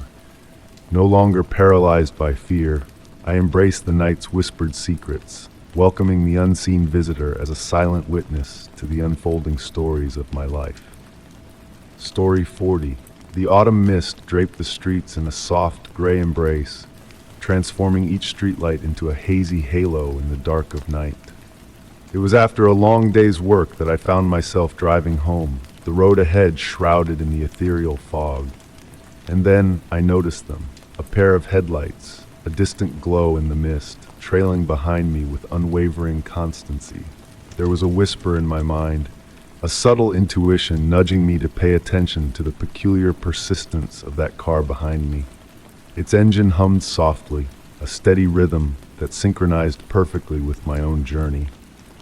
When I slowed, it slowed. When I sped up, it matched my pace. Through the mist, all I could discern was a shadowy figure, a car resembling a sentinel with its vigilant headlights fixed on me. As the road wound through the quiet neighborhood, the houses slumbered peacefully, casting an air of serenity that clashed with the growing disquiet in my heart. I made a decision to test the waters. Instead of turning onto my usual street, I forged ahead, taking a longer winding route. And to my bewilderment, the car followed suit, maintaining that eerie distance that now felt strangely familiar. The rain began its gentle descent upon my windshield, its rhythmic patter creating a soothing backdrop to the enigmatic pursuit unfolding behind me. The droplets cascaded down the glass, distorting the view of the persistent follower. I made a series of turns, a dance of shadows and light, and yet the car mirrored my every move with unwavering precision. At a red light, I stole a glance through the wet glass and caught a glimpse of something more within the car behind me, a motionless figure, a silent observer in the driver's seat. With a shiver down my spine, I decided it was time to return home. And there it was, faithfully parked several yards away as I came to a stop in my driveway. In the hush of that moment, the only sounds were the rain's gentle cadence on the car roof and the steady thud of my heartbeat. Through the rearview mirror, I watched as the headlights of the trailing car dimmed, casting the street into darkness. A silhouette lingered in the night, a phantom presence waiting in the shadows. Summoning my courage, I stepped out into the rain, shielded by my jacket, and turned to face the mysterious car. But to my astonishment, the street lay empty, devoid of any trace of the vehicle that had followed me so faithfully. Since that fateful night, every drive after dusk carries a tinge of unease, a constant vigilance in my rearview mirror.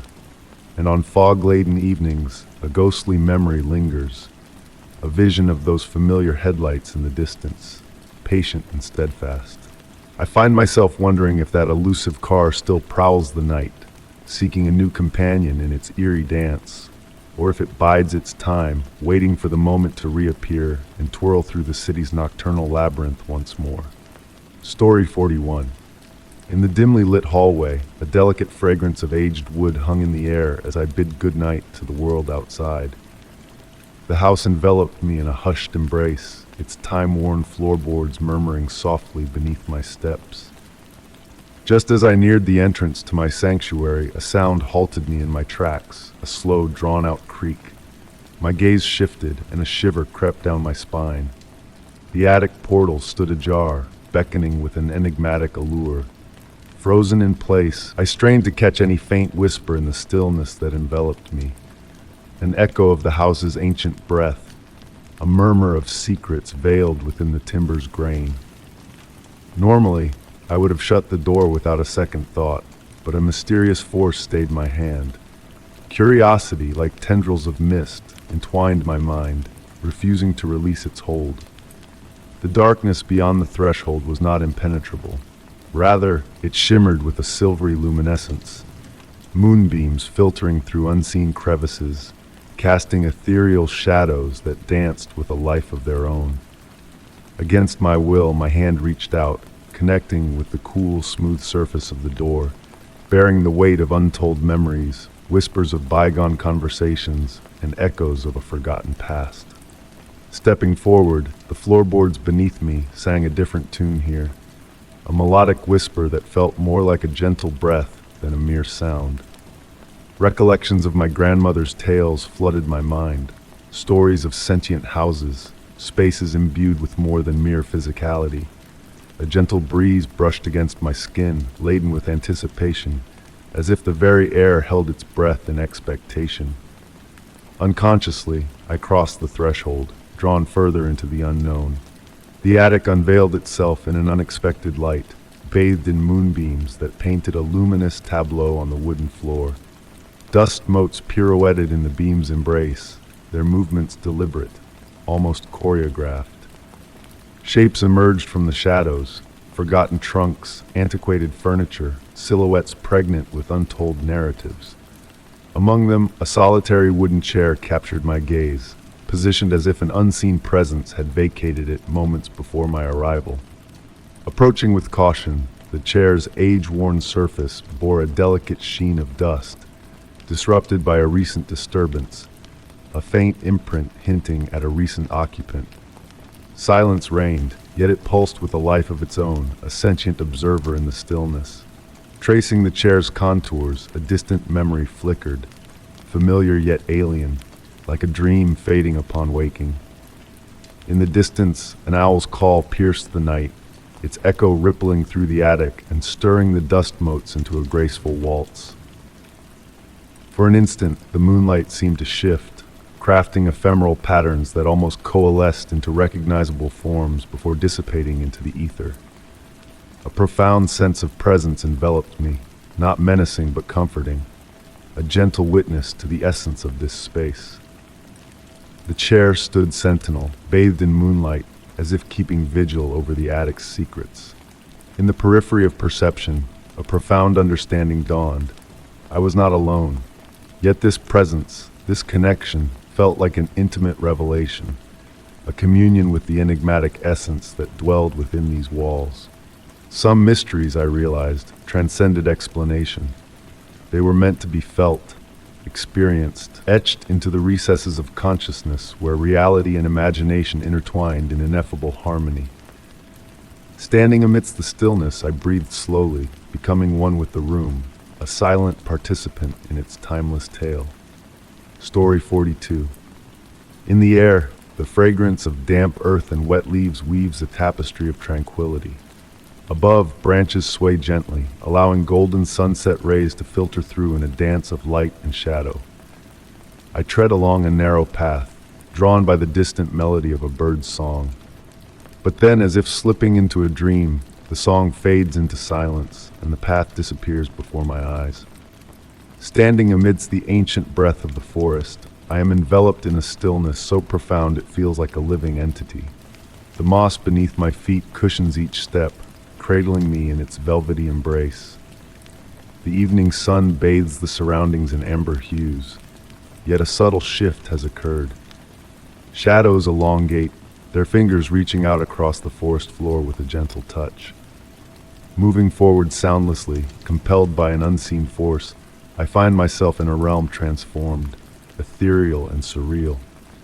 The trees tower higher, their bark shimmering with elusive patterns that shift and sway in my peripheral vision. Soft white flowers carpet the ground, their petals emitting a soft, ethereal glow in the dwindling light. A gradual chill descends, accompanied by a fine mist that drapes the tree trunks in gossamer veils.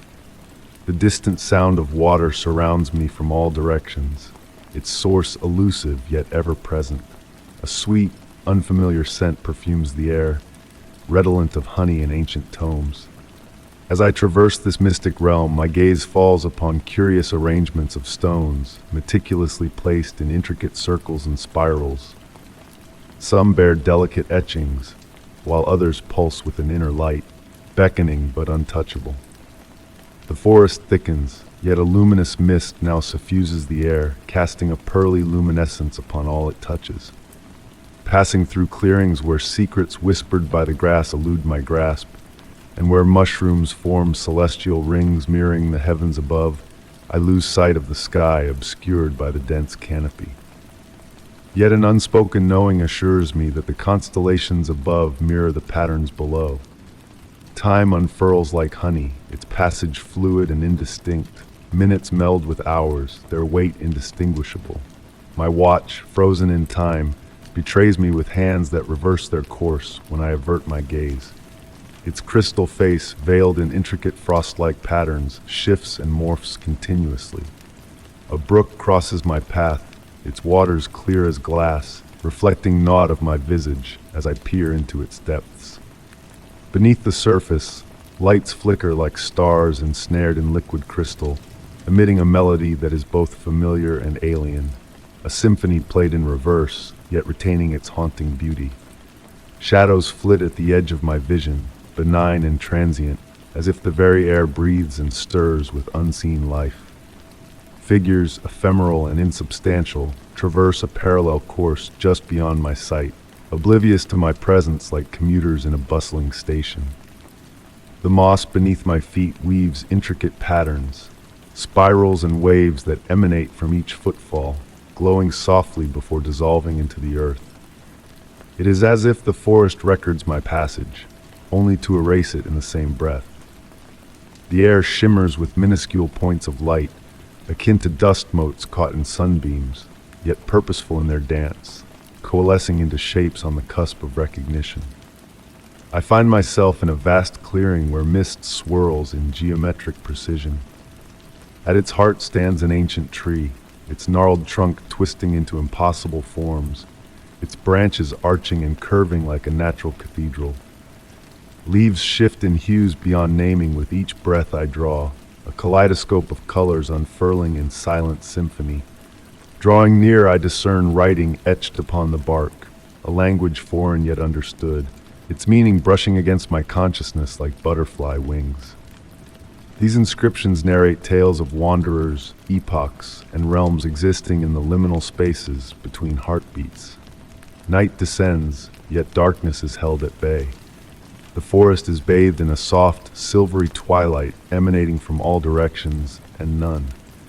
A gentle hum resonates in the air, harmonizing with the rhythm of my own heartbeat, or perhaps my pulse echoes its cadence.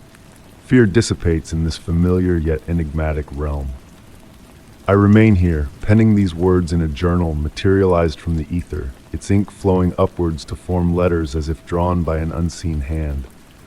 Not lost, but precisely where I am meant to be, though the destination eludes my grasp. The forest knows, and in that knowledge I find solace. The bird's song has vanished, replaced by melodies that taste of moonlight and harmonies that caress like autumn leaves. Perhaps I shall follow these new strains, or perhaps I shall linger in this realm where the fantastical feels ordinary, and time meanders like a gentle stream through cupped hands. For in this place, the quest for being found loses relevance when the heart embraces being lost. Story 43. The moonlight cascaded through the gauzy curtains, painting ethereal patterns on the weathered wooden floor. Nestled in my cherished armchair, I basked in the tranquil embrace of the night until my gaze drifted towards the ancient mahogany box perched on the mantelpiece. A relic from my grandmother's era, it had always occupied that spot, unopened and untouched. The moon's soft glow caressed its polished surface, while the intricate carvings seemed to stir ever so slightly in the dimness. This enigmatic box had never piqued my curiosity before. It had simply existed as a silent sentinel, blending into the background like a forgotten memory. But on this particular night, a subtle shift in the atmosphere beckoned me closer. Was it the way the moonbeams danced on the elaborate inlays, or the profound hush that enveloped the room like a whispered secret. With a deliberate slowness, I rose from my seat, the wool of my sweater whispering against the armchair in a dance of muted sound. Each step towards the mantelpiece echoed softly on the aged wooden floor, as if treading on whispers. The air grew thick around the box, almost palpable, as if a veil of mystery enveloped its sacred space. My fingertips grazed the warm mahogany, sending a shiver of anticipation through me. The intricate motifs of leaves and branches seemed to come alive under my touch, their delicate dance captivating my senses. And there, nestled amidst the carvings, was a tiny eye, watchful, secretive, almost conspiratorial in its gaze. A faint ancient scent wafted from the box, stirring dormant memories within me. It bore traces of sandalwood, yet beneath that familiar aroma lurked a deeper, enigmatic note that eluded my grasp. Closing my eyes, I surrendered to the scent, allowing it to unfurl visions of a past I never knew I held. A woman's gentle smile, a whispered incantation, a hidden truth waiting to be unveiled. The soft sigh of the wind against the window panes brought me back to the present, my hands trembling as they traced the contours of the box. Though devoid of a visible lock, it had remained sealed, untouched by human hands. Or had it? The threads of my childhood memories seemed entwined in a tapestry of confusion, as if time itself had woven a tangled web around me. Seated on the couch, the box cradled in my palms, I sensed a subtle weight within, an intangible presence that stirred like a slumbering spirit. Its warmth pulsed against my skin, a silent invitation to the mysteries within. And in that moment, as the tiny eye seemed to regard me knowingly, a sense of recognition washed over me, a kinship forged in the realm of dreams. In the recesses of my mind, my grandmother's cryptic words resurfaced, their meaning now unfolding like a delicate blossom. Some questions find answers only when we stop seeking them. The shadows in the room swayed and danced, mirroring the box's intricate patterns, while the scent enveloped me in a cocoon of ancient wisdom. Contemplating the generations that had come before me, each one a custodian of this enigmatic box, I pondered the futility of unraveling its secrets. Did it truly matter what lay hidden within? Gently, reverently, I returned the box to its rightful place on the mantelpiece, where the tiny eye seemed to gleam with approval. Retreating to my armchair, a newfound peace settled over me, as if the mysteries of the night had whispered their secrets into my soul. The moonlight bathed the room in a soft glow, casting a spell of tranquility upon the night. With eyes closed, I surrendered to the lingering fragrance of the box, allowing its hypnotic scent to guide me into the realm of dreams.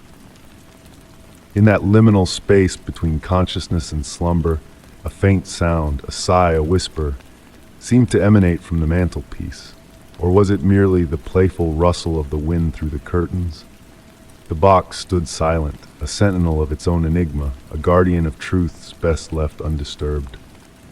And in that moment of acceptance, a profound serenity enveloped me, like a blanket woven from the threads of ancient stories.